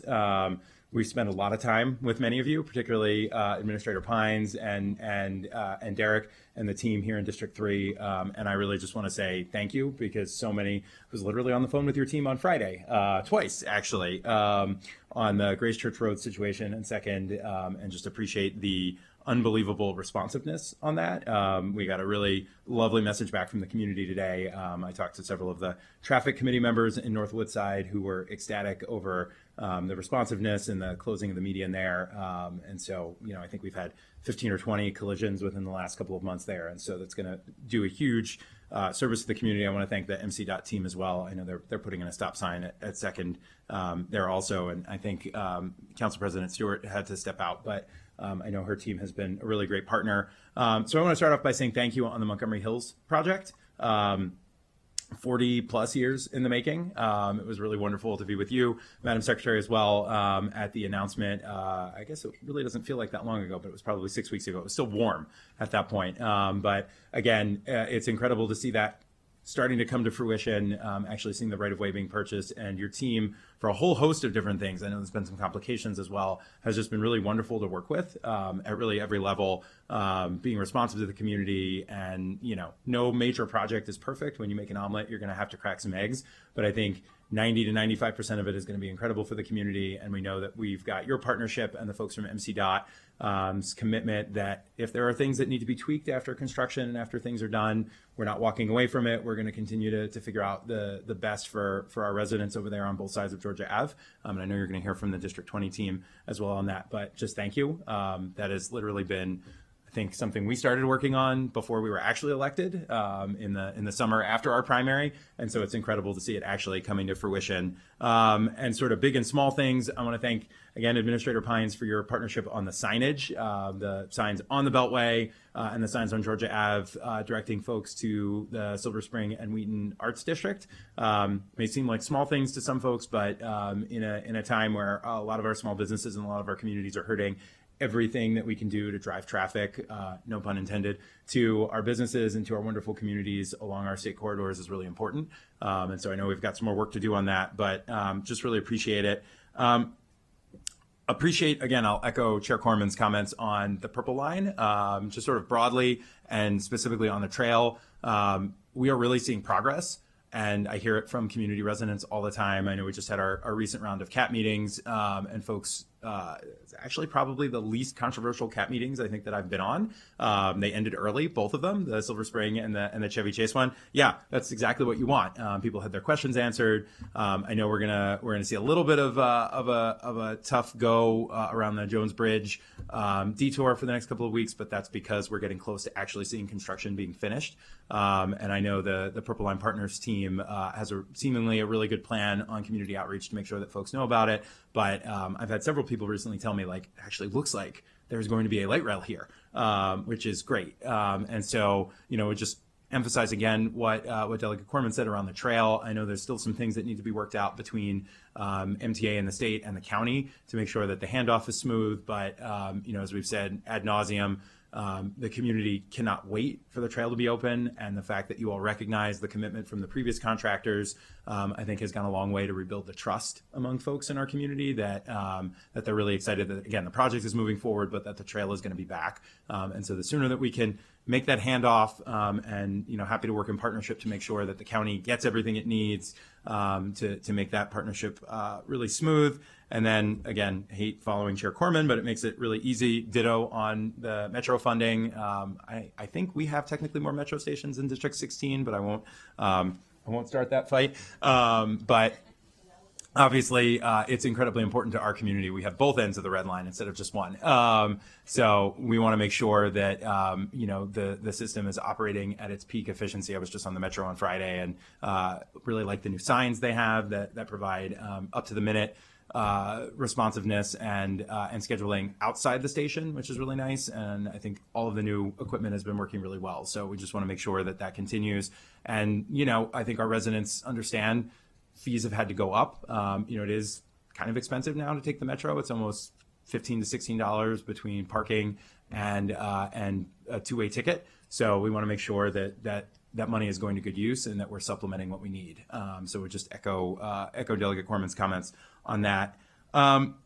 Two things that I want to end on, things that I think are really good needs before I pass it over to Delegate Shetty. So first, I can't show them, but I do have my MTA Mark socks on from last year's holiday bazaar. So if you're doing that again, which I hope you are, for again, all 10 to 20 people watching, make sure you get ready, you get your holiday list set so you can get some wonderful MTA swag for your loved ones. But I'm glad to hear about some of the things on the Brunswick line, but many of us were at Union Station on Friday for the DMV Moves event, and I think what was really stark to me was Virginia presented and VRE presented, and literally slide after slide was, here's the new service that we have. Here are the new lines that we're rolling out. Here's the $10 billion worth of investment that we've done on the Long Bridge and all these other tracks. And the Maryland presentation was, we have a plan. We've finished this great study, which was as a result of a bill that many of us worked on, but we're still not there yet. It's just still a plan. And when you look at the overall cost of getting the service on the Brunswick line, it's really not that much. It's relatively small when you think about the billions that often these projects cost. And it would be absolutely life-changing for our stretch of central and western Maryland.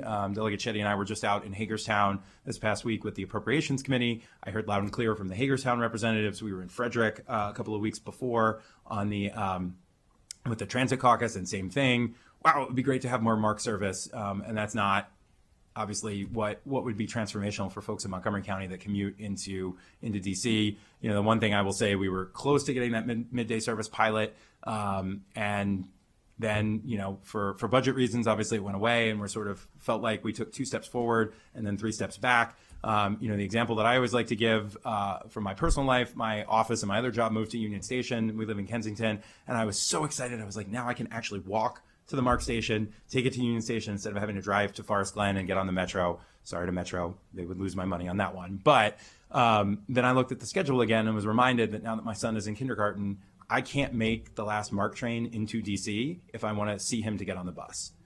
And for so many folks in our neck of the woods, in Kensington, in Garrett Park, and in Silver Spring, they take Metro instead, or they drive somewhere, to be able to get on a Metro train, which is great, but that adds congestion, that adds a 5-10 minute trip or an extra hurdle that people don't need, where they could just walk to the MARC train, take it directly into DC. But we can't even do that because most schools, especially if you have elementary school students, it's between 8:40 and 9 o'clock. And the last MARC train, I believe, out of Kensington is, I want to say 8:35-ish. So just use that as an example. I think we have this really wonderful bones of a system. We just really need to put some meat on it. And so, I stand just willing to do whatever is necessary. And I know our partners and colleagues up and down the Brunswick line feel the same way, really up through Western Maryland. It's one of the things where some of our more conservative colleagues are happy to work with our transit partners, and we don't have that tension between drivers and train users. And so I think if we could really go forward on that. And then the last piece, I think is probably the most important of all of the stuff that is going to come out of our district tonight, is just really the pedestrian safety nightmare. I don't really know how else to describe it, that we are experiencing in Wheaton and Kensington. And, Mr. Administrator, I appreciate your partnership. We had a meeting unrelated to this piece, and literally the first words out of your mouth were, "We know," and we're working on it. And Derek, we've had so many conversations in the last couple of weeks with your team on this, but I want to just read the names of some of the folks. And this is all within probably about a mile and a half square radius within Kensington and Wheaton, from about University Boulevard and Connecticut Avenue up to about Veers Mill, and that triangle that goes over to the Wheaton Central Business District. So within about the last year, we've lost Blanca Parada Del Cid, Mari Nicola Morrison, Jacques Price, Hernan Cunhos, Ganja Prajarati, and probably I think the one that I think hurts the most for many community members is James Anderson, who is 16 years old, Wheaton High School student, who just had a gift for connecting with people.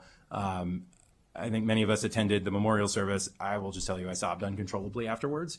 And he was killed crossing an intersection that is unsignalized. I tried to cross about a week later at an event, and I almost got hit in the middle of a Saturday afternoon, literally waving my arms, flagging what is become a 6-7 lane superhighway on University Boulevard, with terrible sight lines. And that is true on University. That's true on stretches in Connecticut. That's true on stretches of Veers Mill. And so I know there are plans in the works, and again, appreciate the partnership. Administrator, you're a member of your team, spent literally 2 hours on a Zoom with the Wheaton Urban District Partnership, and the folks from the Mid-County Citizens Advisory Board. This was 3 weeks ago. And I know you all have committed to doing a public meeting when plans are a little bit further along for some of the improvements, but I just can't emphasize enough that I still feel like many of the things that we do and the safety things that we implement are reactive. It's after somebody gets hit. The signal at Pendleton, which I know is going in, was after, thankfully, there was not a fatality, but it was a serious collision. The improvements that we're looking at on the eastern side of University Boulevard, the western side of University Boulevard, are after we've had a death. We're working on things at Ennals and the Wheaton Central Business District after somebody was killed. All of the improvements on Veers Mill, I know, are contingent on a lot of the BRT work that's being done. Anything that you all can do, I know the county has publicly said they are going to do everything to try to expedite the sidewalk improvements there, because many of these people who have been hit are literally because they were walking in the street because we don't have sidewalks on that stretch of road. And so just can't emphasize enough that the small positive that could come out of these horrific incidents is that we make it safer so that we don't have any more of them. And again, I know you are dealing with roads that were designed long before these communities were the way that they are today. But small things just make a huge difference. And so the more that we can be proactive on fixing these hotspots before they turn into fatalities, the better. And turn it over to my partner. Thank you. Thank you, Delegate Solomon. And thank you to the MDOT team for being present here in Montgomery County, not just tonight, but always working in partnership with all of us. We're extremely grateful.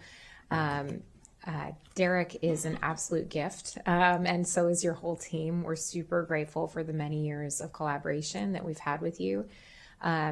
There are some portions of this job that are so joyful, right? Like being able to send out a letter that I will give him full credit. He drafted on behalf of the District 18 delegation of all of the major successes we've had over the last couple of years in terms of like the incremental progress that we've made on some state highways that run through District 18. So it was really exciting, right? Because every quarter plus, we're on these regular update calls with your team to talk through these areas need to be prioritized. This tragedy just happened. This awful thing has occurred. We've been hearing hundreds of calls and emails from communities surrounding this intersection that this is problematic. It can get really overwhelming to focus on specific incidents one at a time and really just hear this hasn't been done, this hasn't been done. But looking in aggregate at the things that have been done has been extremely joyful, and it's really in great part because of you, Derek, and your team. So we want to thank you for that. I will say that one of the absolute most tragic parts of this job is receiving an invitation to a child's funeral because they died on a state road, or doing a walking tour where we've seen still the markings of the investigation on the road. It is an absolutely tragic thing to face those families and know that, we've been working towards improvements in this exact same intersection that their child died on for more than 5 years, more than 10 years, and that the mother had emailed us 5 years prior, almost exactly to the date of his death. It's incredibly tragic. Nothing we do now obviously can bring him back and bring back the lives that Delegate Solomon listed here. But it is incredibly joyful, again, to be able to report back to a community the progress that we've made. So we want to continue to be able to do that, and we're really grateful for your partnership and allowing us to do that with you.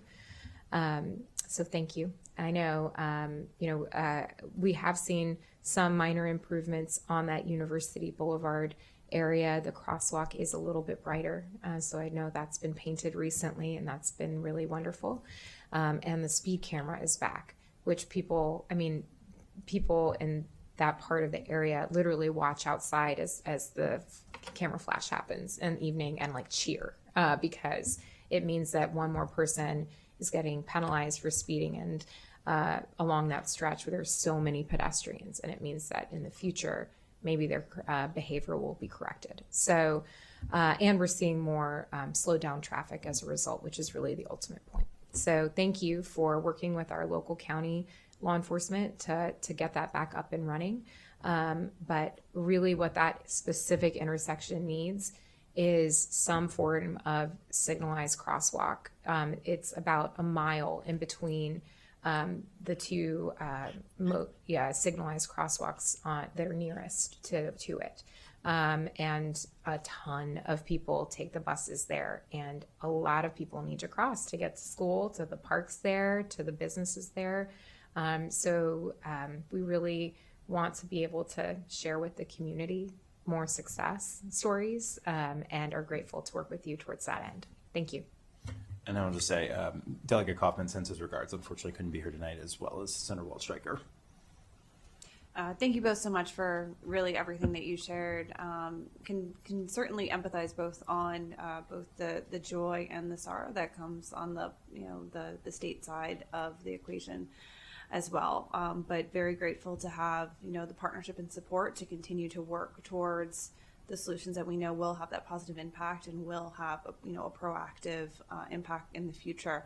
Would ask Administrator Pines and Derek to just talk briefly about some of what they've seen so far in their investigations along that corridor, and maybe just to speak a little bit more broadly in the efforts that we are taking to be proactive where we see opportunities to do so, to look at quick build implementations of things that we can get out into the field that don't necessarily involve as many back and forths in the review cycles, so that things are taking maybe 7 weeks, not 7 years. There really is a lot happening behind the scenes procedurally, and I want to give Will and his team credit for the actions that have been done to try to expedite our ability to deliver in a more proactive and responsive way. So we'll turn it over to him, and then we'll ask Holly just to talk briefly on CCT update, so everyone watching, we still have those 10 to 12 viewers out there, can hear about that progress, and then a little bit on Brunswick Light as well. Delegate Solomon, you're absolutely correct. We did complete our Western Maryland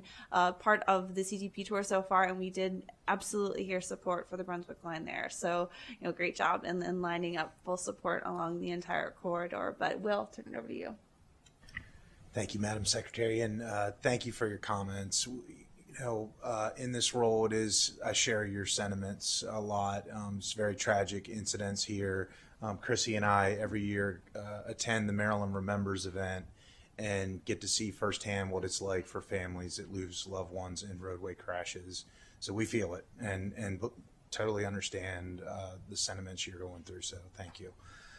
In terms of improvements, Derek and team have been actively working. We had a resurfacing project in the area that allowed us to do some improvements along Connecticut Avenue.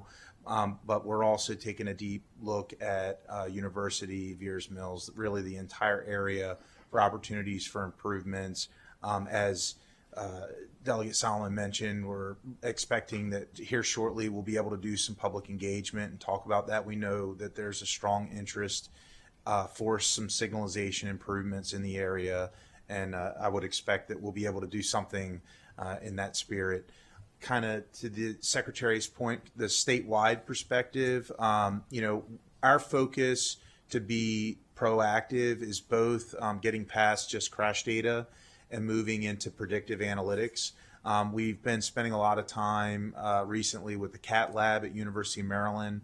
They have great data on hard braking, hard turning, different types of movements that is used from when people are using this thing in their car.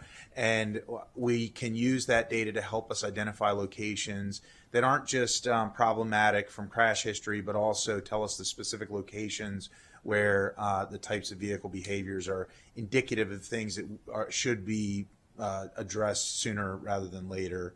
And so we're working on how to implement that and scale it throughout the state. Obviously, there's a lot of data out there, and looking at that proactively is really important, and we're starting to really dig into to migrate our approach. Beyond that, as the Secretary mentioned, we're really focused hard on delivering projects faster. Our first pedestrian safety action plan, Project Maryland 650, was partly able to get out of the gate quickly due to some partnership efforts that we had early on with the county, but also not at all to criticize Montgomery Hills, because we love that project too. But if we can focus projects on the safety elements, keep them away from large utility relocations, large right-of-way purchases, streetscape elements that add a lot of aesthetic pieces, things that will ultimately flip us into turning safety improvement projects into other things. We've been able to deliver so much faster. We've got a pipeline of pedestrian safety action plan projects. If for anybody in the room, if you haven't seen our website for the pedestrian safety action plan, it has a detailed mapping and list of where the projects are that we have in the pipeline, when they're going to be delivered, vulnerable road user corridor improvements that are more spot improvement basis. Thanks to working with Delegate Charkoudian, We've got a plan to roll out mid-block crossing improvements in certain corridors. So we've got a lot of things that are happening, and we really are trying to narrowly tailor them to be focused on safety so that we can get them done quickly. Derek, I don't know if you want to add anything in terms of the anticipated improvements, but we'll be back at a meeting here soon. No, thank you, Administrator Pines, and I just want to say a couple words to the delegation. It would be an understatement to say that we appreciate the continued partnership and the progress that we have made, but we know there's more work to do, very important work to do in that cordon. And it's going to be multi-agency. There's some work by Parks south of the Triangle that's happening on Maryland 97 at Evans. And to your point, we have made some near-term changes, but we'll look at longer-term opportunities as well and coordinate closely with you and stakeholders in the community. All right, and I can address the Capitol Crescent Trail, trying to answer both questions. So we are still on track to complete that in spring of 2026. And ultimately, the way that is going to work to turn it back over to the county is we'll do a joint inspection. We'll come up with the punch list to identify, like, hey, these are the items that are needed. Once those are done to the satisfaction of the county, we will then turn it over to the county so that they can own, maintain, do all the things that they have done previously with the Capitol Crescent Trail. So we're working closely. I think you missed my shout out to Maricela, who was amazing earlier. And so we're working closely with her and the Montgomery County DOT team to continue to advance that. Thank you. Thank you so much. Thank you both. Next, we will turn to District 20, Delegate Wilkins and Delegate Charkoudian.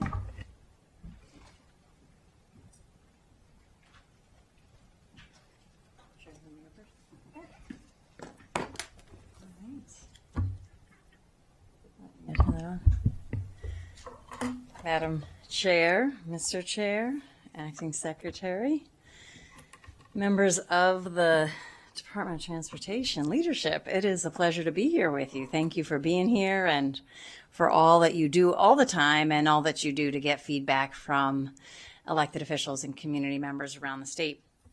I want to cover a couple things relatively quickly and then be interested in hearing your feedback on whichever pieces of them you choose to respond to. I want to start, of course, with a big, huge thank you and celebration about Montgomery Hills. And I think it goes without saying, but I'll say a couple things just in terms of what that project means, in terms of what it'll do for community, for health, for safety, for business development, for the climate, and a model of really what complete streets should look like. And as I said, when we had the celebration on the street, an example of the fact that we can do hard things. And so thanks for staying with the hard thing and continuing to work to make it a reality. I understand that there's still some pieces of it that have to be tweaked and adjusted, and appreciate that even after all the work you've put into it, there's still a willingness to continue to engage with the community on that.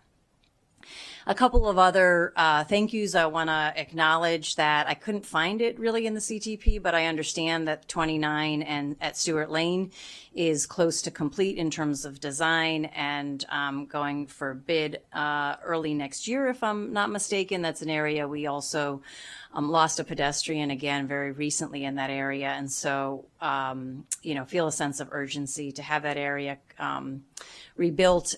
We've been discussing it since I've been elected, and I believe before I was elected. And so looking forward to seeing that come to reality. You mentioned the PSAP projects, and I appreciate also that we have one of those projects coming together in the New Hampshire 650 corridor. That is also an area where we've lost several precious community members, and so we're eager to see that complete and also to see the PSAP projects as a model for relatively quick. It'd be great if we could make them even quicker, ways to make corridors safer. So I want to start with the thank yous on all of those pieces.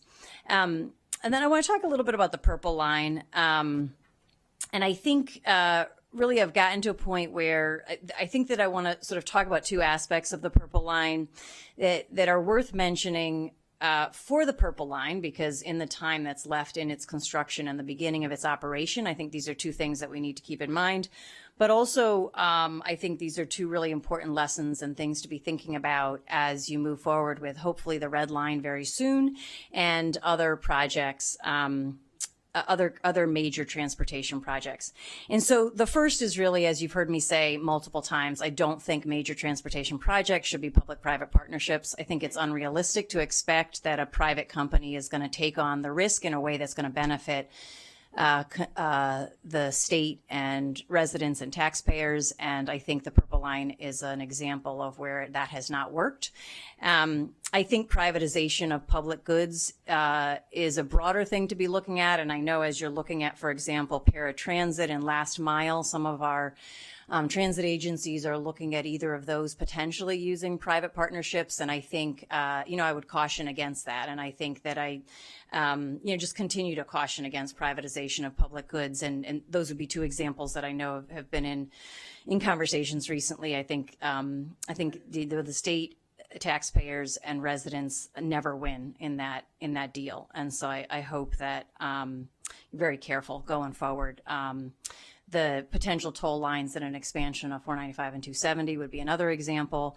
I know that's changed significantly, but again, as I hear about the possibility of privatization of public goods, those are some of the concerns. The second thing, though, that I want to highlight, and again, the second thing I want to highlight is related to the building of major transit projects, especially rail, but any major project, transportation more generally, in a dense area, which is where we need to build rail. But also when we're building in areas that have already been underinvested in for decades, the implications and the challenges that it creates for the community are magnified. And so, for example, you already have businesses that are struggling, small businesses that are, managing month to month, and then you add the Purple Line and they just can't take not only the couple of years that were expected for construction, but 15 years of delays and everything that comes with it. You have areas where housing is already in challenging shape, a lot of affordable housing, but naturally occurring affordable housing and really challenged affordable housing. And so a flood, a break in a water main absolutely devastates and displaces people who don't have extra money to be able to make it through that kind of a tragedy. You have areas that already don't have enough safe crossings because the State Highway Administration historically has underinvested in them. So you have a mile and a half or mile without safe crossing, and then you add a project with contractors who are not held accountable to pedestrian safety, and you make already unsafe areas that much more unsafe for pedestrians. And so and then you have an area like Long Branch that has lower property values and therefore lower costs to rent the spaces. And so in Long Branch, we have two dumps, dirt piles, where you're pulling dirt and whatever up from the ground in Bethesda and dumping it in Long Branch. And that just further exacerbates the inequities that we see in this county. And so I say all that to say, it's really important to acknowledge the impacts on an already underinvested and an inequitable distribution of resources, benefits, harms, environmental justice, and it just gets exacerbated. And so I share that because I think it's important to keep that in mind as we're responding on a regular basis in our communities to the challenges. But also I hope that the department does better in the future, and does better from the beginning in the future. I will say that I think that the department, MTA in particular, is doing much better now than you were doing a couple of years ago. So I want to thank you for the improvement. It's not enough. There's still too much harm, but it is way better. And in particular, I actually want to call out and thank Martha Gross, who's been extraordinary, was in fact the second person on the scene when the flood occurred. and was there till 1 a.m. and then at 7 o'clock in the morning the next day, and then all day, and stayed with it and stayed on it as we really looked to support. Yeah, I know she's here. We really looked, but her boss is there, so this is where I'm talking. Really looked to support families going through that, and has since then really looked to understand the real implications, to our community. So. I'll stop on that there. There's two other things I want to mention.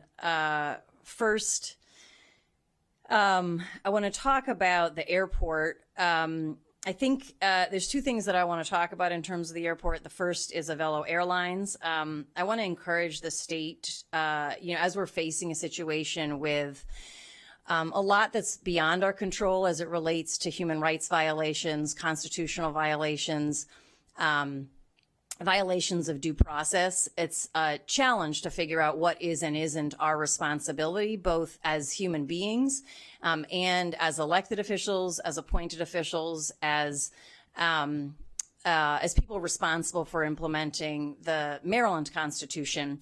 And I think that we live in a time where it's incumbent on us to really think creatively about what are all the tools in our toolbox that allow us to not cooperate with violations of human rights. And so I think right now, there's, of course, the conversations about Avelo Airlines and what are the tools in our toolbox to send the message to Avelo Airlines that, we want the businesses that are operating, that we are supporting in our state, to also be supporting and compliant with the U.S. Constitution and the Maryland Constitution at a very basic level, around racial profiling and violations of people's civil rights.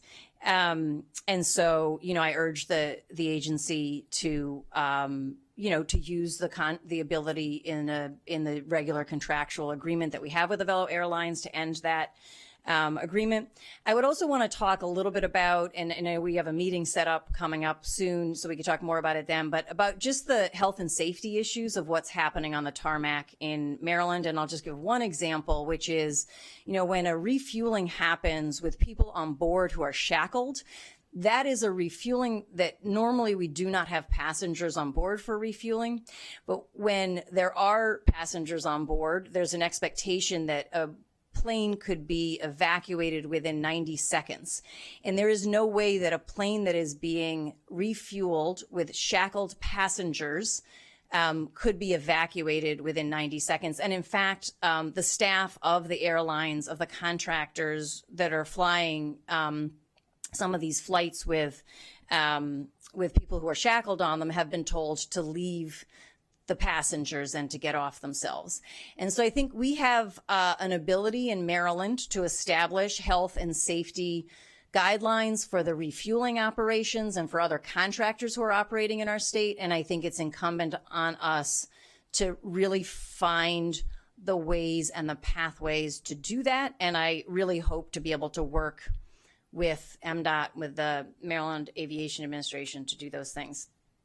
And finally, I'd like to end on something that I hope is a good idea, but it's also really cute. And that is, I just wonder why we're not using goats more to take care of the invasive species. And I know you still need to pay for them and you have to put up fencing, but I feel like it's a win-win because it takes care of invasive species, and it just would make people so happy looking at goats, wandering around, munching.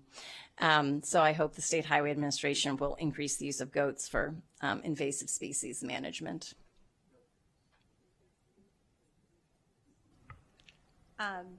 So if you want to go, or otherwise we can respond to Delegate Tarkanian first. All right, thank you so much.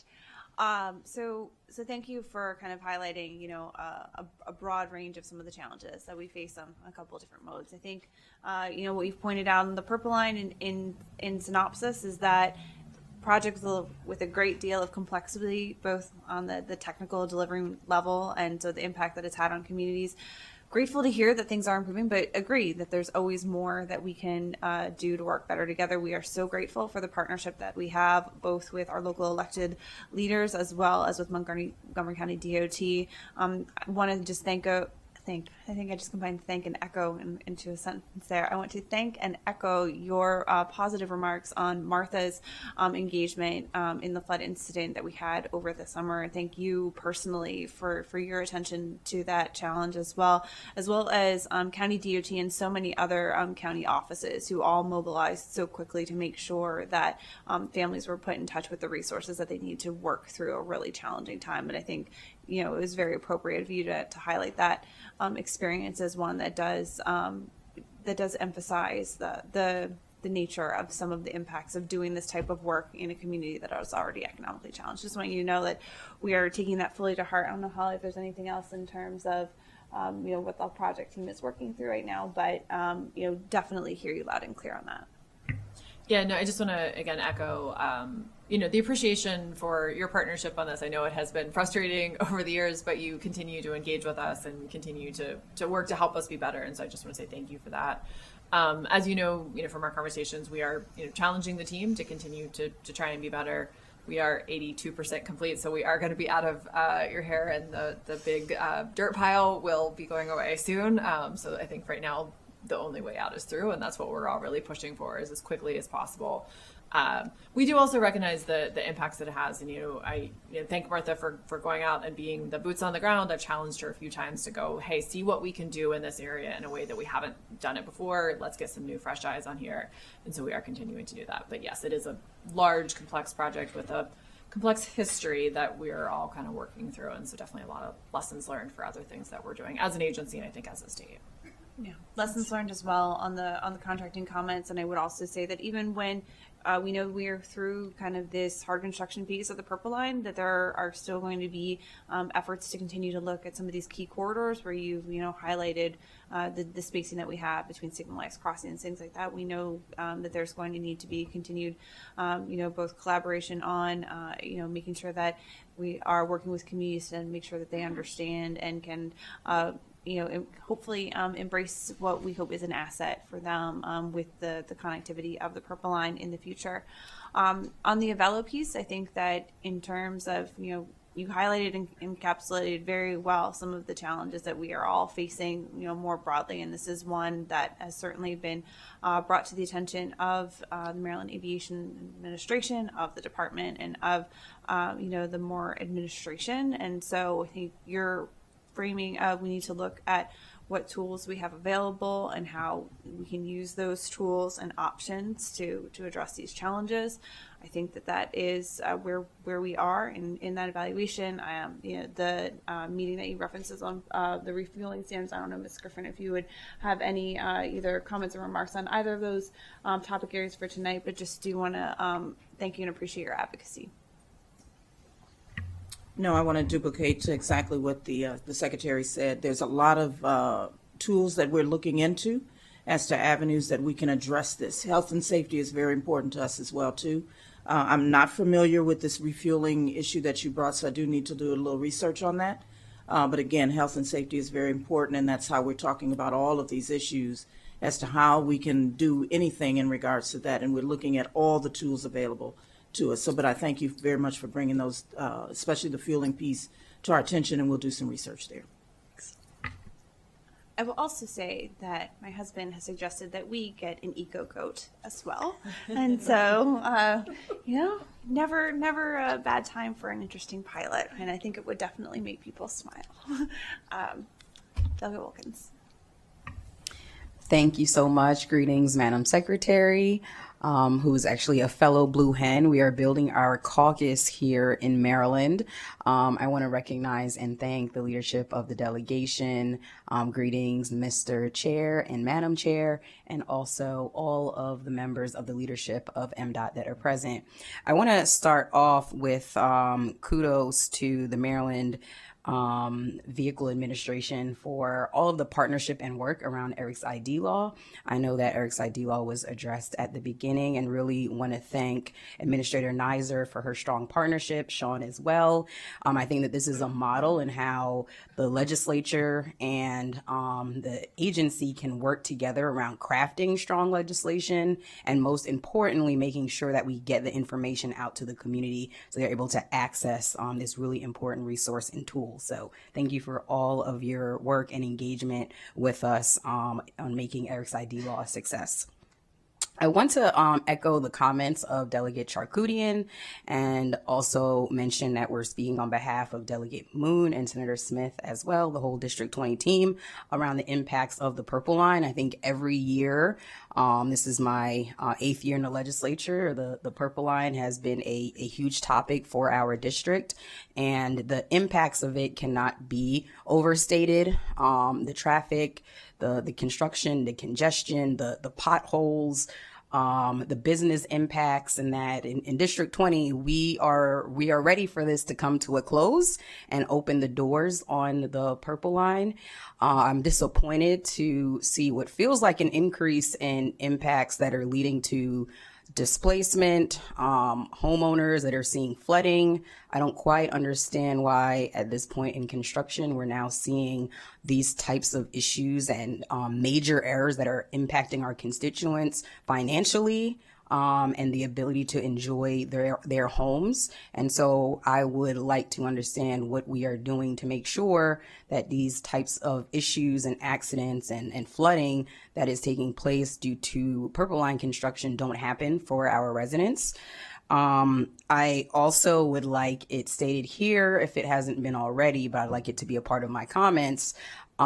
Just a reiteration. I know we're 82% complete, but our timeline, our specific timeline around completion, so that our constituents that are hanging in there can have a very clear sense here as part of this conversation around when that would be.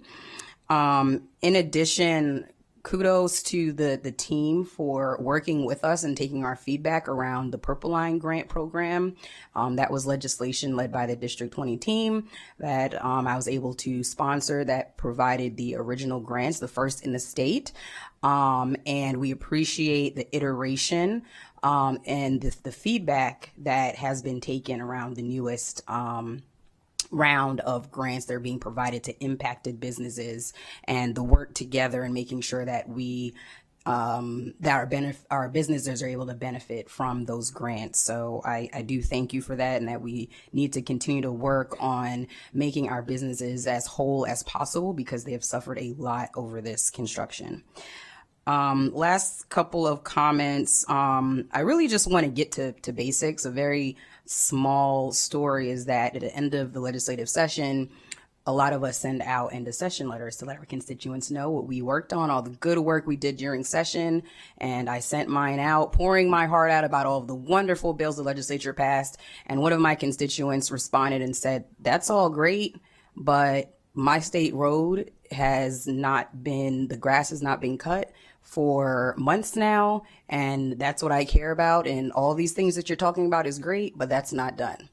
And so I share that here because I think that some of the basics around paved roads, clean neighborhoods, to the extent that the state is responsible for those roads and those streets, as well as keeping our areas beautiful and neat and grass cut, is something simple and basic, but really important to the residents. And so I would like to understand how in this proposed CTP, how we are making sure that those basics are happening in a way that we don't have to advocate, but that they're happening for our constituents on a regular basis.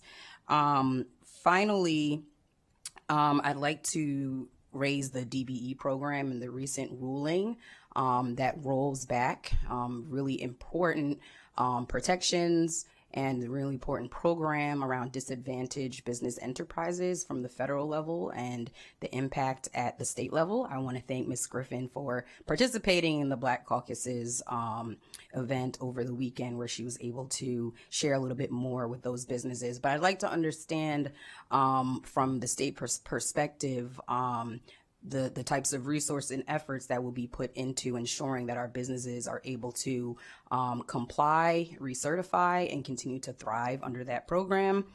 And I will close by just associating myself with the comments of my colleague around Avelo Airlines, but I have heard the response to that, so we'll talk more offline. Thank you so much for your time. Thank you so much for the questions and comments. I'll first go to Administrator Arnolds with Purple Line, kind of anything to offer on project controls, project schedule. Administrator Pines, if you can then cover for us, a little bit on just kind of the basics that we're talking about in terms of litter and pavement, and then maybe just I covered it very briefly at the onset, but just even some of the specific pavement work that we are going to be doing in conjunction with the areas impacted by Purple Line, because I think there's a nexus there for that on a more granular level. To your comments on the DBE program. So as I'm sure you're aware from some of the outreach that we've done so far, but make sure everyone listening and in the room is present. Currently, we are in compliance with the United States Department of Transportation's interim final rule that was recently issued that does have this serious impact upon the DBE program. State of Maryland has, I think, the largest program in the country, and so it is of the shared utmost importance to us that we are providing the resources for firms to be able to recertify and get back on track. It is such a vital resource that we have here in Maryland. We are working very closely with the new department where our MBE program had just shifted as of October 1, working very closely in conjunction to make sure that we're staffing up and looking at additional opportunities to even staff up even more to provide those resources. We'll be hosting a small business summit co-sponsored by some other state agencies and the governor's office on November 11th. And this was a summit that we had already planned to convene, but I think given this action taken at the federal level, we know that folks are going to be looking for more resources and support for their businesses as well. So we're working to incorporate as many of these pieces of information and the next steps forward through that event and through targeted outreach to each and every firm. It is going to take some time, but we are committed to working through that with every one of these small businesses that's been impacted. Good evening. So regarding the Purple Line construction and additional controls that we're putting in, so one of the reasons that you're seeing more happening right now in Montgomery County is because that is where the bulk of the construction is. We are actually done with laying track in Prince George's, so we're still doing a lot of the civil construction and the heavy civil construction in Montgomery County right now.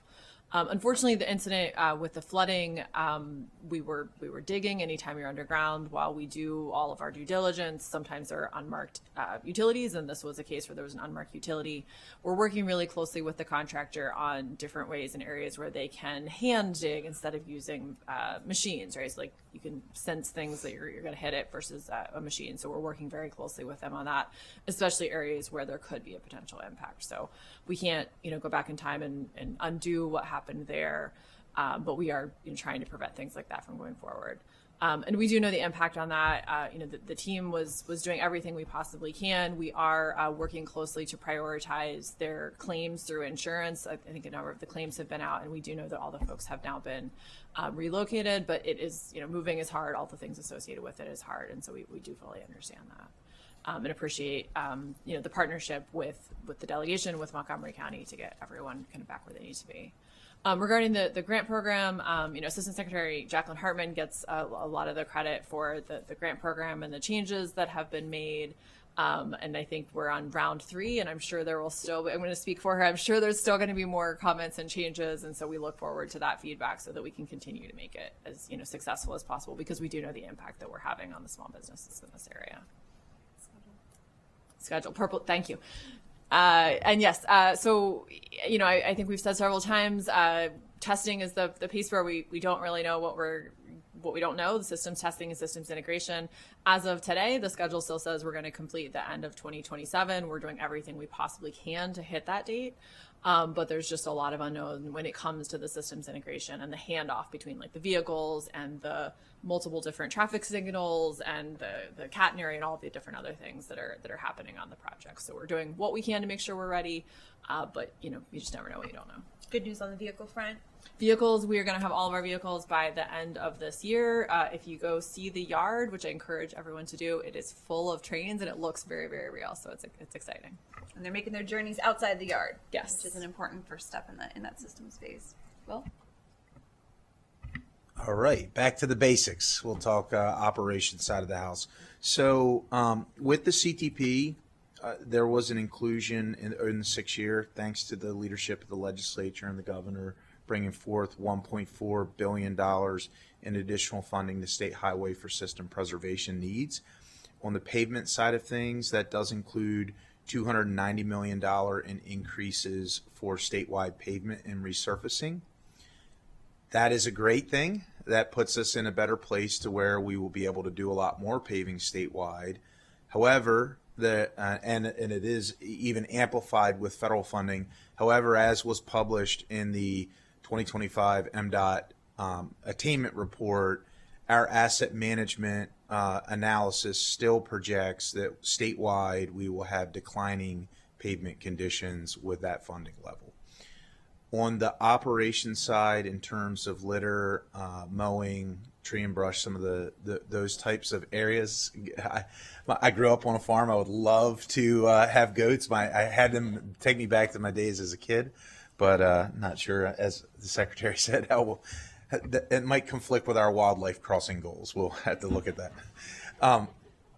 So in terms of our litter and mowing, so we are currently funded to support 4 to 6 week cycles.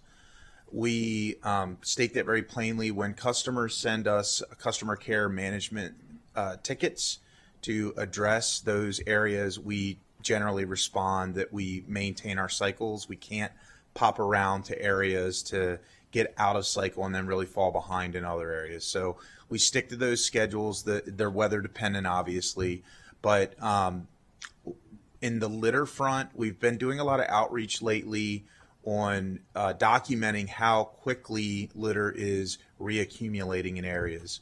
I encourage, if you want to look at SHA's social media page, we went out, took before, during, after, and then came back 1 week later to document how much litter had reaccumulated at the exact same locations, and it's very substantive in 1 week's time.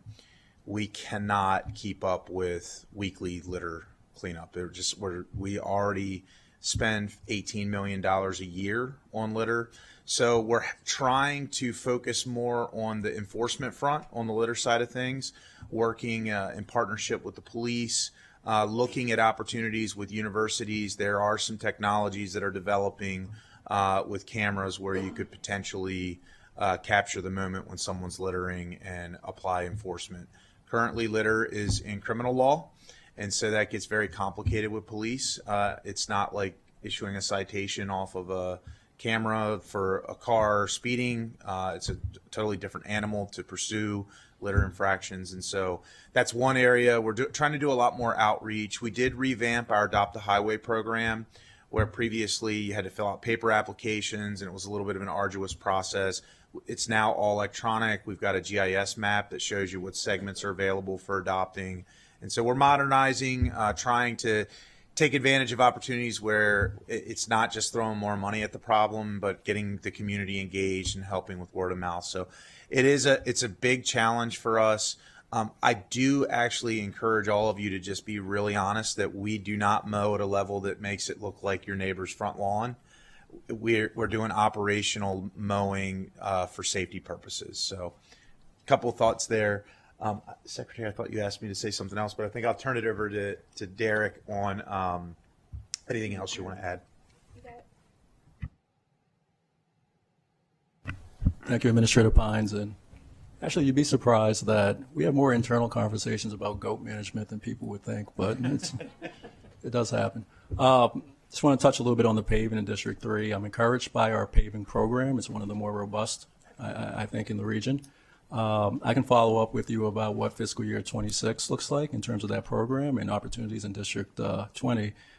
I know that last year we had some success in Tacoma Park on Maryland 410. We did some deep patching work over there, and then we provided some relief and some support to our Purple Line folks on University Boulevard from Riggs all the way through the Montgomery County line. And I think it was said a little bit earlier that we'll be taking a look at Wayne Avenue in the spring, but I can follow up with you about more specifics for this upcoming fiscal year.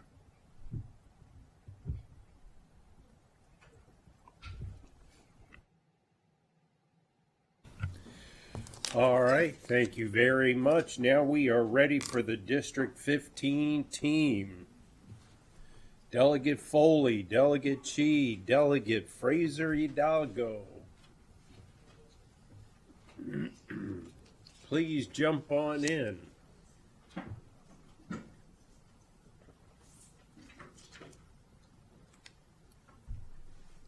All right, somebody rock and roll. There you Okay, hi. Thank you. First of all, again, thank you all for being here. And Secretary Biddle, thank you for all the work that the department's doing and for your interest in Montgomery County. And also as a member of the Environment and Transportation Committee, thank you for your partnership with us. I don't think we can get into the Metro sweepstakes here because we have no Metro stations in District 15.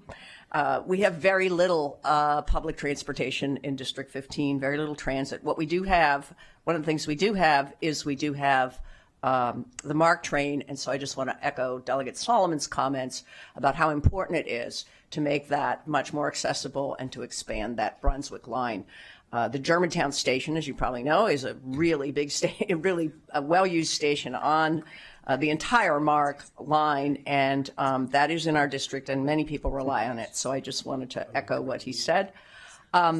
Also, I did want to thank you for your work on River Road, the projects there. River Road is 190 does continue to be of concern. I hope that work goes west of Bethesda and Potomac, because there have been some fatalities there with bicyclists, and I brought this up in the past that we do need to make some improvements there for bicycle and pedestrian safety, particularly bicycle safety on 190.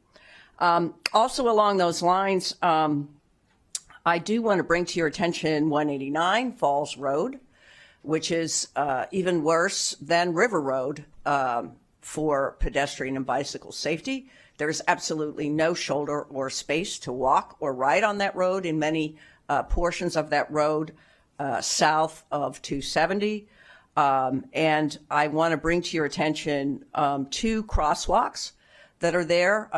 Many of the crosswalks on 189 are at intersections with stoplights, but there are 2 that I'm aware of in our district that don't have any markings. And in fact, there's not even a sign that warns you that the crosswalk is coming up. There's a sign at the crosswalk, but there's no sign warning you that, like you usually see, that there's a crosswalk, and there's no, hawk signal or anything like that. Needless to say, those crosswalks are at Woodington and Falls Road. There's a bus stop on both sides of the road right there, and there's also the Potomac Community Center. So people use that crosswalk to get across from the subdivisions, Woodington and Eldwick Way on the other side, and go across to the Potomac Community Center. I think that crosswalk needs to be looked at in terms of possibly improving it. There's another one down by Bullis School near Tennis Lane that is similar to that one. Again, no sign warning you that there's a crosswalk, just, the sign right on the crosswalk itself. So those are 2 things that I wanted to bring to your attention. And then finally on Falls Road, 189, and I brought this up before too, and I know others have, it really, for the future, would be really beneficial, as I said, to have some pedestrian infrastructure there, pedestrian bike infrastructure, north of, toward Wooten Parkway and 270. There are very nice paths that go along Falls Road that maybe were put in by the city of Rockville. I'm not sure. Maybe the county. I think it was the city of Rockville. But anyway, but south, there is not even shoulder to walk on or ride the bike on. And increasingly, there are more bikes using that road there are even Pelotons that come down that road, up and down that road, and it's very narrow. So I would hope that in the future we take a look at that and see if maybe there's something we can do on 189. And then my final issue for this evening is EV permits for EVs to use HOV lanes. I know that this is a federal issue, but this is something that I hear from my constituents that they really, really want. I know it's not within your purview necessarily to do it. I tried to bring legislation last year, but pulled it back because I don't want to, jeopardize highway funding here. But I'm hoping that maybe you can do what you can to with your federal partners, if you can still partner with them, to put pressure on them to reinstitute that or to allow that. If you do that, and I'm around, I'll be happy to introduce emergency legislation so that we can get that moving in Maryland again. But I just wanted to bring that to your attention. And again, I think that's all I have. I know my colleagues have some other things they want to say, other than I just have to end my presentation by saying White's Ferry. And I'll pass it over to David Fraser-Doggo to pick up on that. Or Lily Chi, I'm sorry. All right. Thank you, Delegate Foley. Good evening, everyone. I know it's been a very long night, so feel free to cut me off after 2 minutes. I'll try to be mindful. Delegate Lily Chi also represented District 15, aka the least walkable or pedestrian-friendly district in Montgomery County, unfortunately. So my remarks tonight will focus on a couple of things. First is pedestrian safety issue.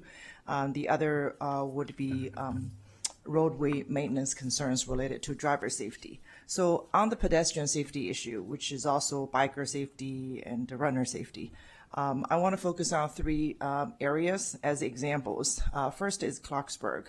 The crosswalk around Clarksburg High School requires continued attention and additional pedestrian safety measures because, as you probably know, several students over the past several years have been hit, even though there were no deaths, but there were minor injuries. There was an incident in 2022, 2023, then most recently in October of this year, just this month, actually, a student was hit walking out of Clarksburg High School, hit by a vehicle. So specific concerns include the intersection of Maryland 355 and the Wims Road. I know there is one intersection on one side, and I also understand the construction is estimated to start in spring of 2026 as part of the shared use path. But we don't know if it will be on time, if it will be delivered. As I understand, most projects usually, are delayed and go over budget easily on these construction projects. So I hope you would take that into serious consideration. It's a highly populated area. The second example is in Germantown, the intersection of Riffelford Road and Maryland 118. Near the Maryland Soccerplex in Germantown, which is also a high impact and activity area. That area lacks pedestrian infrastructure of any kind, making it difficult for cyclists, pedestrians, and joggers to cross over from their neighborhoods and feeding into that park where the Soccerplex is. And the third is, as Delegate Foley also mentioned, the Falls Road area. In particular, I want to highlight the intersection of Maryland 118, which is Falls Road, at the Glenolden Drive. That crosswalk, which is there, is not well signaled, which made it very difficult for some patrons of the public library, Potomac Library, and other neighboring private schools to get to their work or activities. In fact, it was brought to our attention by the ARC Montgomery because some of their participants need to use those facilities and find it difficult to do that. As we understand, a high visibility crosswalk is in the project's queue, so we would like to get some updates on that. So the second concern is the roadway maintenance issues. I'm not going to talk about trash because you already responded about the trash concerns, so I'll table that. But westbound on Shady Grove Road and eastbound on Canal Road, driving from DC to Maryland, there were overgrown trees. There are overgrown trees blocking signage that makes it very unsafe to drive or turn or see. The other is paving in the rural areas, because we represent part of the Ag Reserve in District 15. Maryland 119 feeding into Poolsville, Barnesville, Bealsville. Paving for that stretch is very important. So that's all I have to say. Thank you very much. Good evening. Thank you again for being here and having us present before you on the roadshow. I do agree with what Delegate Xi said, and maybe in the future we could talk about having some time limits on us as speakers. I would be okay with that. But with that said, a couple things I want to go over. Senator Feldman sends his regrets he couldn't be here tonight. He had another schedule. He had a scheduling conflict. A couple things. I know that Chair Corman and many others have spoken about all kinds of things. I don't want to go over them all over again. I will say the Brunswick line is important. As you know, those parking lots are completely full. Germantown, Boyd's, Barnesville, Dickerson. So I won't go over it again. Thank you to Delegate Solomon as well. And 270, I know there's been some conversation about the bridge. I think the Chair Corman hit the nail on the head. We got 10 years. We got to do something one way or another. So let's get to it. That's the American Legion Bridge. A couple of other pieces. White's Ferry. I think that Mr. Conklin did a great job. I know that the state has had some involvement in the past. I know it's very limited. This is a conflict in another state between two private parties in another state. We are making some progress, which I'm excited about. So, stand fast and be ready, because when the time comes, we as a team are going to probably come and ask for a lot of asks, and there are going to be a lot of asks over and over and over again. And well, I'm asking you right now, when we come, just say, yes, what's next? Yes, what's next? Yes, what's next? So a couple of big thank yous. I think it's important to talk about some of the big thank yous. I know that we at Westfield Baltimore and 121, we had an issue about a year ago where it was built, Cabin Branch was built, there's 3,700 homes, a lot of construction vehicles going on up there. And there was an issue in that circle just from purely engineering perspective. When a car or a truck goes into that circle, as it goes around that circle, all that energy drives right into the asphalt. And it was creating these big, like, divots, like dangerous divots. I called you all, I asked for some help. And I think within a week, you had a crew out there, or you had the contractors have a crew out there, completely redid that entire circle. And it's beautiful now. So that's a big thank you to Mr. Gunn. I'm sure that had a lot to do with you because you sent an engineer out, and I walked it with an engineer. We walked it like inch by inch and went over it. It was really cool. With that said, on the other side, going toward Clarksburg, just outside that circle, that side didn't get a couple of little divots that are turning into something more. Also, Westall, Baltimore, and Baltimore. I'm sorry, that's that intersection. Old Buck Lodge and Buck Lodge. I called like, I don't know, a month ago, because that intersection had overgrowth that was dangerous. I think it was 2 days later, you guys cut it all down. There was an accident at that intersection because of the growth. Within 2 days, you were out there, you cut it all down. So big thank you to Sean over there behind me. I often text him randomly in the middle of the night about EV tax credits or where we are with how many EVs have been registered in the state of Maryland, and that dude is on it. So thank you, Sean. A couple of other asks, kind of small ones to put on the radar, but I want to get them on the radar. There's a Buddhist temple on River Road, the KPC temple, and they are bifurcated. One side has a facility and a beautiful facility, and then they have like a 63 acres on the other side, which is walking. It's beautiful over there. But it would be good if we could do some kind of study to figure out how to get some kind of crosswalk. It's not a lot of traffic, but it is some traffic, and it's a high speed. At that part, it's a big, long stretch. It's very fast. It's not unusual for cars to go 50, 60 miles an hour through that area very, very quickly, and it's not unusual for there to be kids or people that are older crossing, just walking right across River Road. So if we could do something to address that, that would be good. There's also a place in Poolsville, as you all probably know, or maybe you don't. Poolsville is growing, and there's some development in Poolsville. There's more people. There's probably of need one or two more crosswalks just to kind of hold that place together. And lastly, which is what I should have started with, is for those that don't know, District 15 is kind of defined as the river all the way up to the Frederick County line, including a big piece of Potomac and all the way through Poolesville, parts of Clarksburg, parts of Germantown, Boyd's, Barnesville, Bellsville, Dickerson, and all in between. And with that said, I think I got all of my points across, and I am happy to hear answers for the team, and thank you for being here. Thank you all so much to our maybe penultimate group up for tonight. Thanks for hanging in there with us, and certainly we want to be as detail oriented with you all as we've tried to be with everyone else so far this evening. But anything that we're not able to provide updates on tonight, of course, we will always follow up with you. Great to hear the responsiveness. I'm sure Derek is looking to beat his own record for the tree trimming heading down on River Road maybe tomorrow to take a look for where those branches are that are obscuring the signs the delegate team mentioned. But I think most of our follow-ups and questions were largely with the state highway crew. So, any updates that you have on some of these specific intersections, and do truly appreciate the, flagging that we have pedestrian and bicyclist needs even in areas where we do not have as much density or the context is different. And I think the good news is that we have a great team at State Highway who wants to work to try to find the solutions that can work and benefit your communities as well. Okay, a couple of points, and then I'll kick it to Derek for some of the details there. One is on the HOV lanes. There is actually, at the federal level, a bill that is under consideration right now, S2922, that's in progress. So there's an opportunity to weigh in. It does exactly what you're asking for, which is a HOV Lane Exemption Reauthorization Act, and it would include Maryland. So I don't know if that will pass or not, but that is in the works, just as an FYI. Great, thank you. You're welcome. In relation to crosswalks, we have significantly advanced our maturity with crosswalks in the last few years.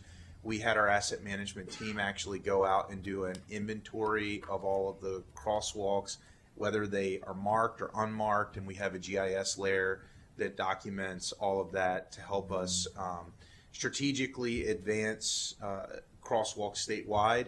I set a target for the team to do at least 500 crosswalks across the state each year, and we're almost have accomplished 2,000 crosswalks in the last 2 years as a consequence of that work. So there's a lot of good things happening in the crosswalk front.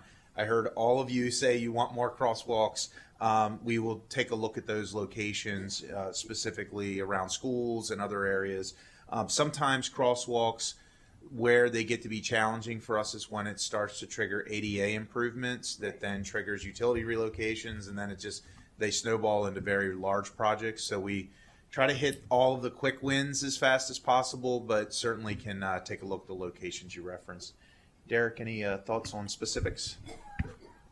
I might keep it macro. To Administrator Pines' point, with that milestone target of 500, I believe it was last year District 3 was able to do our share, and we were able to make that milestone independently. So we're looking at crosswalk needs along within the county. I'll check in with the traffic engineering team to see where we are with some of those specific locations. There were several mentioned, and maybe if I can recommend, or if it's being respectful of the time of your time, maybe have a follow-up discussion with the delegation. Absolutely. And again, thank you. I think that the term of the night is crosswalk, right? Delegate Solomon gave an impassioned speech about this, and so the more we can prevent, the better off we all are. So thank you. One last point, I forgot to mention White's Ferry. Don't want that to leave the room. I don't know if we can That's a hard just one. be ready We to do never everything forget all White's at once Ferry. immediately, but we have been actively working with the county to have good advancement of that, and we're poised and ready to see if there are things that we can help on. There's some quiet movement, so which is really exciting. I think kind of putting a deadline on our level of our patience, putting a deadline to the people that are involved, all the actors are involved, saying, okay, we're done playing this game. We've been playing this game for 5 years. I think that's been helpful. Yeah, So- when we looked at it, actually bringing in Virginia and Maryland as a state gets you into some legality type issues at the federal level that makes it worse than the counties working it out. So we've been working through that and are Appreciate here it. ready to Yeah. help how we can. And also, I think it's helpful if there's a helpful partner, and there hasn't always been like a super excited, helpful partner on the other side of the river. Thank you. We thank you for being a helpful partner. We thank Mr. Conklin for his dedication as well. It's wonderful to see you. Thank you very much. Thank you. Thank you all. So our next district would have been District 39. Delegate Wims was here earlier, but I think had to head out, and I don't see anyone else from that district. And we were not expecting our colleagues from District 9A since they represent a split district. I think they were likely up at the event in Howard County. So last district, District 17, Senator Kagan, Delegate Spiegel, and myself. And for efficiency's sake, I'm just going to kick things off while my colleagues join at the table up there. First of all, I just want to uplift the remarks that we heard from our representatives from the municipalities in our district, Rockville and Gaithersburg, in terms of their asks and concerns, and especially their thanks for some of the bicycles and pedestrian safety projects that are in the CTP.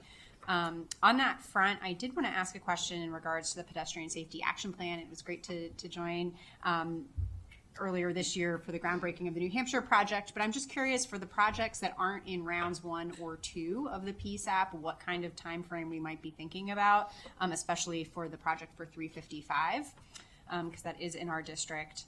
And then I also just wanted to ask 2 other questions tonight. One is to uplift the letter that representatives from District 17 and 39, including my colleagues, signed and sent earlier this year in regards to ICC signage and just advertising that there is a terminus in Gaithersburg and Rockville. I don't think we've received a response to that letter yet. And then lastly, a question in regards to county's local bus funding. I did see that it's proposed that funding for that program is going to be cut by half, recognizing there's budget constraints, but then it really caught my attention on the very next page that Prince George's County funding is increasing by 50%. So I'd love to get some insights in terms of the funding decisions on that front. And otherwise, I will turn it over to my colleagues. Okay, good evening, and I guess almost good morning. Madam Chair, Mr. Chair, Madam Secretary, members of the leadership team, thank you so much for being here. Delegate Ryan Spiegel from District 17. I have to start briefly by shouting out my time about 14 years ago on the Gaithersburg City Council when we brought a whole herd of eco goats into the city of Gaithersburg to clear out invasive species. It was really cool. If anybody wants to talk more about it offline, I'm happy to. In all seriousness, I want to start by noting how responsive the MDOT team has been on constituent issues. When my office has reached out, I know other members have mentioned the same thing this evening, and we just really appreciate your thorough, high-quality work when it comes to those constituent requests and concerns. As a member of the Appropriation Committee's subcommittee on transportation, along with Delegate Solomon, who was here earlier, I want to say I'm proud of the committee's work and really the work of the entire General Assembly on the budget this year to ensure hundreds of millions of dollars in additional support for transportation projects and to shore up the Transportation Trust Fund for maintenance and state of good repair, which I know some of you referenced earlier. That said, I, along with many others, remain concerned about the long-term health of state transportation funding, especially when it comes to having funds for new large capital projects and expansions beyond just maintenance and upkeep. And I want to encourage MDOT and its member agencies to take a careful look at efforts to explore regional transportation authorities that have worked in places like Northern Virginia to allow regional bodies to generate additional revenue and advance regionally important transportation projects that otherwise cannot be funded under the current state budget situation. And I know it's always hard to think about major structural changes to the unique funding model that we have here in Maryland of centralized state management and centralized funding of major projects. But the competition for limited resources and other administrative challenges really means that many important projects across the state have unfortunately stalled. And so I just wanted to bring that up and would be happy to engage in follow-up discussions with any of you on this concept of regional transportation authorities as one potential approach that I think has promise. Also, as chair of our county House Delegations Committee on Transportation and Public Safety, I deal with a lot of local bills on road safety and pedestrian concerns, which we've heard so much about this evening. So I am also particularly interested in MDOT's strategic highway safety plan, as we have seen some truly troubling driver behavior And of course, as others have mentioned, a number of high-profile tragic vehicle collisions around the state over the last couple of years. But I do want to thank you for your earlier remarks reflecting MDOT's commitment to safety. As for District 17 specific projects in the draft CTP, I just want to check off a few to mention. First, I mostly just want to say ditto to the comments of representatives for the cities of Rockville and Gaithersburg. Thank you for including funding in the Kim Lampier Bikeways Network program, named in memory of a friend of ours and longtime biking advocate, particularly funding for the I-270 NIST shared use path, which has been making progress, and also the Rockville Bike Ped Counters Project, both in District 17. Under the Transportation Alternatives Program, thank you for including bike and pedestrian route improvements as well. Also want to thank you for funding safety and resurfacing improvements along 355 in Gaithersburg from Brooks Avenue to Montgomery Village, which is in the draft CTP, another important project, and for funding sidewalk improvements on North Stone Street Avenue in Rockville. And I just want to say a couple things about that project. That's in a historic African-American community called Lincoln Park here in Rockville. And we are working with community stakeholders and all levels of government to make meaningful progress in what is a historically underinvested, disinvested, walled-off area of the city for long overdue connectivity projects in conjunction with some other adaptive reuse and historic preservation and other redevelopment plans. So that's a particularly important one, so thank you for that. And of course, in general, thank you for your continued attention to dedicated bus infrastructure projects in the Mid-County, including planned bus rapid transit on Route 355. Hopefully, we will be making progress in the coming years on that. I have one interesting, quirky kind of issue that I want to raise about noise barriers along I-270 in Rockville. We have an ongoing issue near Nelson Street in Rockville's West End area. And as background, there's a relatively small gap in an otherwise existing sound barrier along that part of I-270 North, and it's been a recurring concern among our constituents, particularly those who live in the area of Anderson, Beale, and Carr Avenues, where highway noise remains a significant quality of life issue because of that gap in the sound wall. And based on SHA's own noise study conducted as part of the 495-270 corridor evaluation, that community has been determined eligible for noise mitigation. And our delegation has been following up on this matter for the past couple of years. But SHA has indicated that while the area was approved for type 1 noise barriers, the construction can only proceed as part of the larger I-270 Phase 1 South corridor project.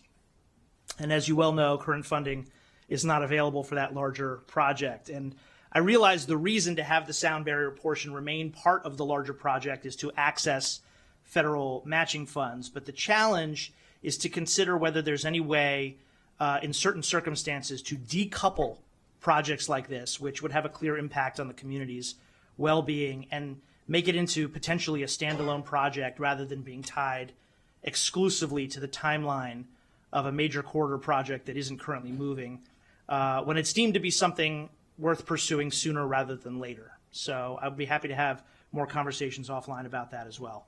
And then finally, as a former MML president and as a representative of two large cities in Maryland, I would be remiss if I did not take the opportunity to reiterate what others have said, highlighting how absolutely critical highway user revenue, or HUR, funds are to our local governments. It's essential that we continue to make good on updated HUR funding formulas meant to restore a program which was decimated during the Great Recession, for which local governments really have never been fully made whole. But at least we can help ensure that they'll receive their fair share of HUR funding in the foreseeable future. And even though we knew these were coming as a result of legislative sunsets, the proposed cuts to HUR, I believe, represent a backslide in that effort. So I hope we can get back to a place where we don't leave municipal governments shortchanged, and we can, again, have conversations offline about that. So with that, thank you again for all you do, for your patience this evening, for being here, and we look forward to continuing to work together on these important issues. I've got the coolest delegates. Delegate Joe Vogel sends his regrets. He couldn't be with us, but the four of us are united. I'm Cheryl Kagan, very proud to be the senator for Gaithersburg and Rockville. I sometimes describe our district as up 270 or up the red line. The third and fourth largest cities comprise our district, and we have a lot of issues. There's some folks who say, oh, must suck to go last, but I actually love batting cleanup, and I get to hear from all of my brilliant colleagues from around the county, and it fascinates me because we are ideologically similar. We are all representing Montgomery County, and yet we're also kind of myopic and focused on our own districts and the transportation issues that affect our neighborhoods. So with that, I think I'm not going to repeat virtually anything that anyone else has brought up. I have to give a shout out to Abril Hunter on my staff for making sure that while I was listening to Senator Corey McCrae's book talk at the Rockville Library, that I didn't miss anything. So I think I'm going to be clear here. And thank you, Delegate Blockovich-Carr, Senator Kramer, for chairing this and for all you do as our delegation chairs. I told Administrator Nizer that tonight is always we love Chrissy Nizer and the MVA is awesome and it's the love fest. So I will start with the MVA, but I have more love for some of the rest of you. So Chrissy Nizer and I have, she's practically on speed dial, and we have worked together on everything from obscured license plate, and I really want to commend the pilot program that you started that we then amplified through legislation that is now law. And now the latest conversation is about cars that don't take front license plates. And I literally was having lunch with a member of the Senate President's staff, and I said, I bet in that parking lot right there, blah, blah. And I counted, and of the 15 cars in Gaithersburg at a small lot, three of them had three different ways of dealing with no front license plate. And so took the pictures, forwarded them to her. One was a car that literally had no space for a front license plate, and so they had none. That's a violation of the state law, which requires front and back. The second had one drilled, like had it added, which was a cost. It was off-centered. Does the speed camera, the red light camera, amber alert, silver alert, would that be able to identify this car? And the third had it on their windshield, which presumably is completely useless, but as their effort to try to comply. So we've been thinking about how we can sort of not weaken the laws, but also not expect people to make a superhuman effort. And we have learned that Nevada and Wyoming have already taken action, and others, so we're in conversation. So I appreciate, as always, your collaboration. Got to give a shout out to my longtime buddy, Bruce Gartner, you and Will Pines on lighting. Mr. Pines, you've been so responsive when we had continuous problems on 270 at Falls Road. Bruce Gartner, ICC, I have to, third year in a row, I think, talk about the really frustrating lack of cell signal. If you guys had a bingo card, is Kagan going to mention this? Damn right I'm going to mention this. Yeah, there you go. Third time. But I appreciated your check-in about it. We sent a letter. There was a hearing last week. The vote will happen, I understand, in a couple of weeks in November. I am really hoping that we're going to move forward and have a tower installed in a way that our constituents and everyone from that area, while they are paying to drive on the ICC, can make a damn phone call without any fear of it dropping. I can't tell you the number of times when I have chosen to do down 270 around the Beltway and up 95 just so I could be on a Zoom or a conference call that was important and I didn't want to risk it. So there is at least a little bit fiscal impact in addition to just, it's just annoying. So, so lighting on 270 continues to be a problem. And ICC signage I amplify what Delegate Blockovich-Carr said. The letter, Gaithersburg City Council member Jim McNulty, and let's give him the shout out. He's been on this for years. I think it's a great idea to let people know that from an economic development and accuracy perspective, that the ICC westbound, will take them to Gaithersburg. which is a great place to go out and spend money. Graffiti partnership. Well, you've been great on that. Thank you. The city of Rockville, the county, and unfortunately the state has had to step in on graffiti. And so thank you for being a partner on that. I heard what you said about litter. I totally understand about mowing and all that. Signage does come out to be a safety, and I do think that there are places where it is problematic. Literally, we can't see whether it's north or south on the sign, or we can't see. And I realize that we are in fiscally challenging times, but I don't know the best way to consider this, whether there can be a website, sort of your nominations for where it's, you know, a safety issue, but I do think there are areas around the state that are seriously problematic on faded signage. BWI, Ms. Griffin, congratulations on your ascension. Ricky Smith was a great partner in so many ways. I'm going to prop up. I'm astonished by what Delegate Charkoudian said, so thank you for agreeing to look into that with Avello. Signage in the parking lots about availability of bathrooms is something that he was working on. I'm not sure that that has been completed, I think from a customer service perspective, because our airport is fantastic and we ought to be bragging about it, and BWI is a place we want folks to have a great experience from the time they pull in to the time they leave. 988 signage is something I think I brought up last year, both at our MVA places as well as BWI airports. Any place that MDOT has a space, I would love for us to have signage on 988. And I know I do 911 all the time, but everybody knows 911. We've got all the issues that remain there. But too many people still don't know that 988 is the suicide and mental health crisis hotline. So saying it here, it's been in effect now 3 years, August, and people are unaware. So let's see what we can do to amplify that if we can. Charlie Scott is in the audience. He's not on the dais. I think it would be a crime not to give him some serious love as well. He practically is on my speed dial. I actually call him a lot, and he's always responsive. Charlie, again, 988 signage for you too.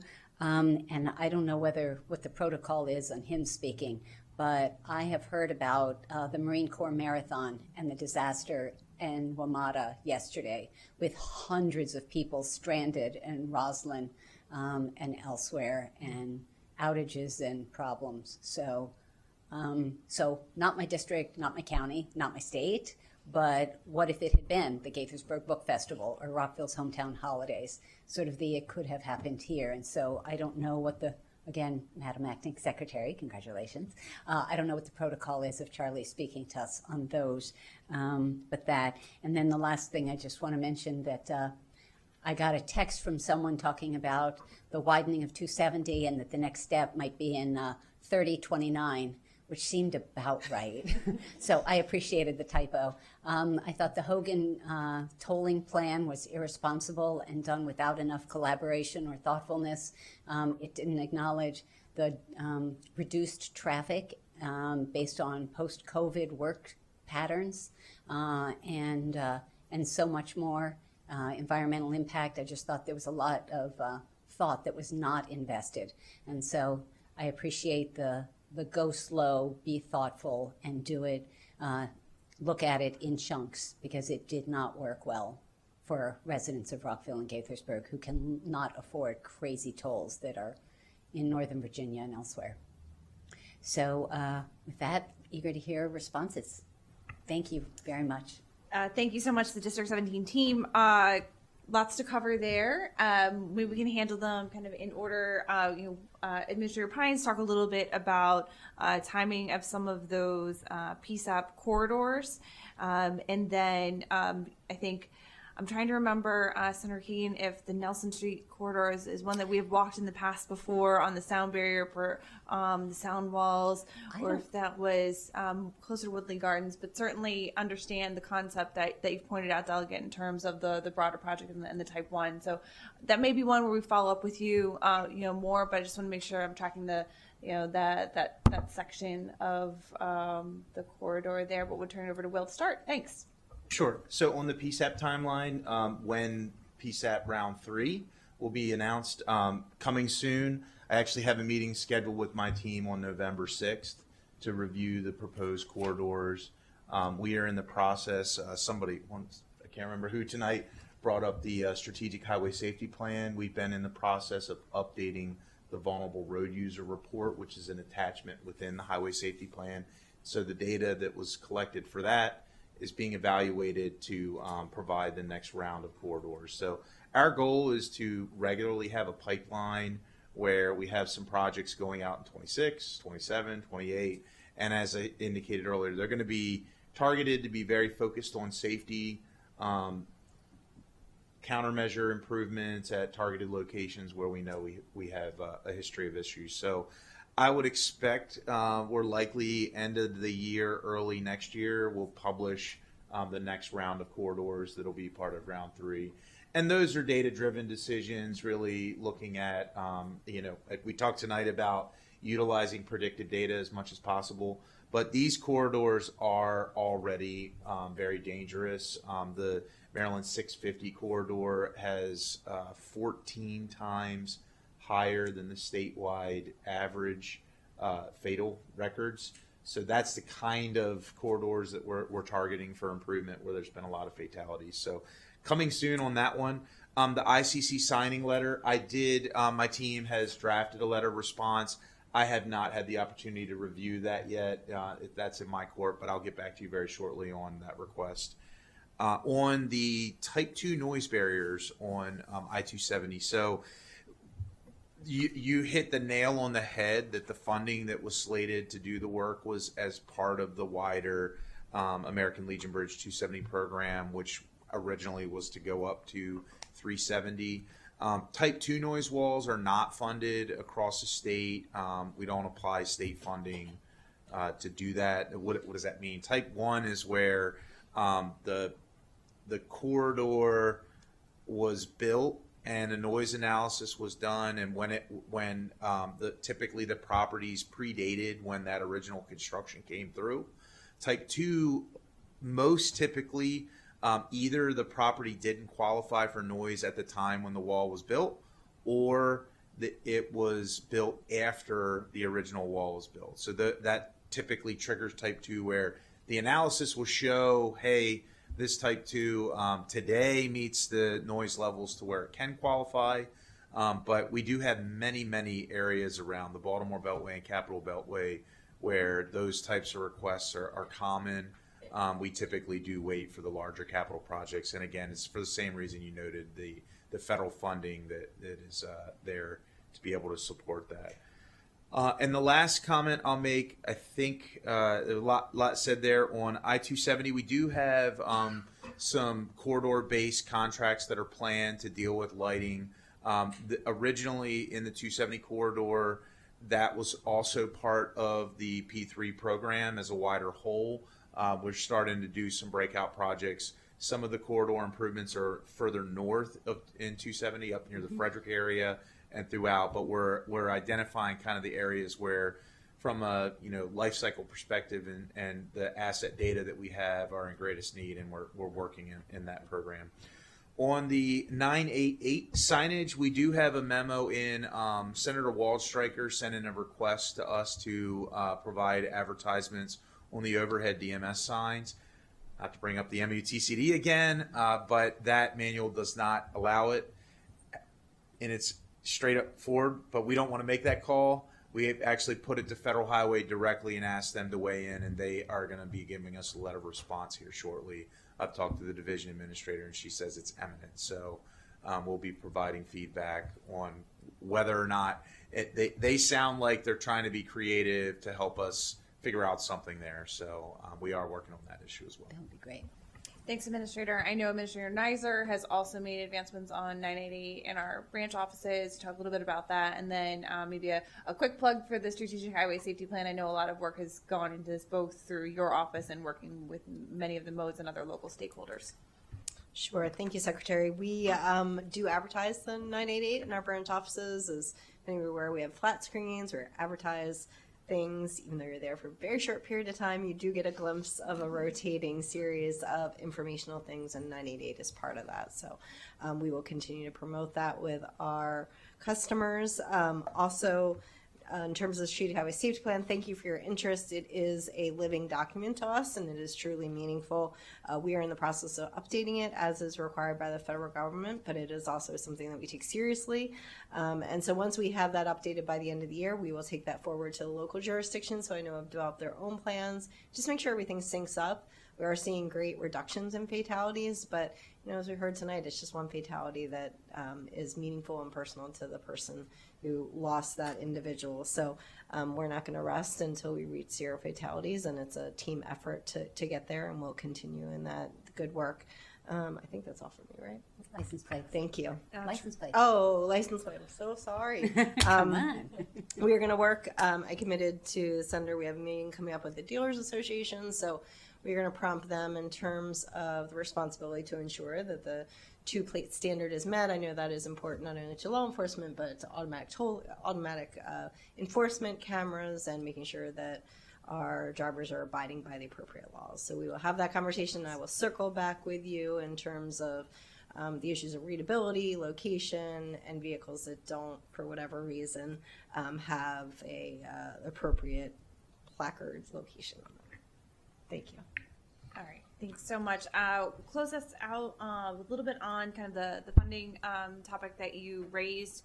I think you hit the nail on the head with what we're able to accomplish with the new revenues, and we are truly grateful and do feel as though they established a good baseline for us in terms of core safety and state of repair. But even as Administrator Pines noted in some of his remarks earlier, we still have a ways to go in terms of making sure that we're addressing even things like pavement at that level where we are, maintaining and exceeding that quality. So certainly there have been a lot of conversations over the past few years on the future of transportation funding. Taking on those larger capital projects is a piece of it. The sustainability on the operating budget side is also a big piece, as well as just a lot of the safety and state repair work, making sure that we have the way to move that forward. That goes for the projects that we at the department advance forward, as well as those that local governments advance through the highway user revenue funds as well. So as we're thinking about the future of the Transportation Trust Fund and the sustainability of it, I think those are a lot of the pieces that will be brought together, and certainly we know that there will be more conversations to come. Appreciate you and your work on the subcommittee and being a part of helping us advance this program that's in front of us here today. I will ask Administrator Arnold. I know there was a question on some of the lots funding. I think I'm not sure if we want to follow up on that one just to make sure that we're looking at exactly the right numbers. Do want to also acknowledge Administrator Arnold's team has also done some 988 signage work as well with her stations, but we'll turn it over to you as well. Yeah, I'm going to have to follow up specifically on that. Looking at the cash flow, I think it is just a cash flow issue. Like when the buses come in is when we fund the money and have it shown. In addition, Prince George's County has won a few discretionary grants recently for electric buses, so I think that's why theirs is a lot higher, but I want to follow up on that just to confirm what that answer is. And yes, 988 is something that we are very passionate about. We have installed signage at all of our stations. We also offer mental health first aid for all, it's voluntary, but for all of our employees, and a number of our operators have taken us up on that so that they can engage and help when needed. So definitely happy to share more on that. That's great. Thank you. That's great to share. I did not want to overlook Administrator Griffin on the 988 piece as well. Thank you. Thank you so much. And first off, thank you for acknowledging my new position. 7 months in, and I'm still learning a lot every day.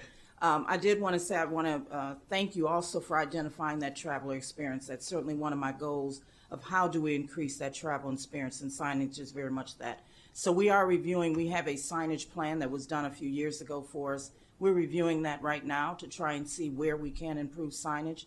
We're looking at the fact that we've got 7 generations of passengers that are coming through the airport. So all of this we need to cater to all of them in regards to travel experience. So you will hear more in regards to that in our parking lots and in other locations in regards to signage. But thank you for identifying the travel experience because it's very important to us. Thank you. Thank you. What about Charlie? I think we're going to take that one offline. Take that one offline. Okay. Defer to the chairs. Thank you. We'll take that one offline. Thank you. All right. All right. Thank you to my district mates. Before I turn it over to Senator Kramer to close us out, I'll just say thank you. It's been a long evening. Thank you to listening to all of the concerns and questions from our delegation. I do just want to put a plug in for the listening public. I think we peaked at 36 viewers earlier this evening. The delegation next convenes on November 17th for our annual priorities hearing. So this is community members' opportunities to testify orally or written before the delegation. Signups are happening currently. You can do that on the delegation website, montgomerycountydelegation.com. And I will turn it over to Senator Kramer. Secretary Biddle, thank you so very, very much for visiting us here in Montgomery County tonight. Thank you again for an outstanding team that is always very responsive to all of us, and that is very, very much appreciated. So once again, you all have a wonderful remainder of what this evening exists, and thank you again. Very much appreciated. Be well.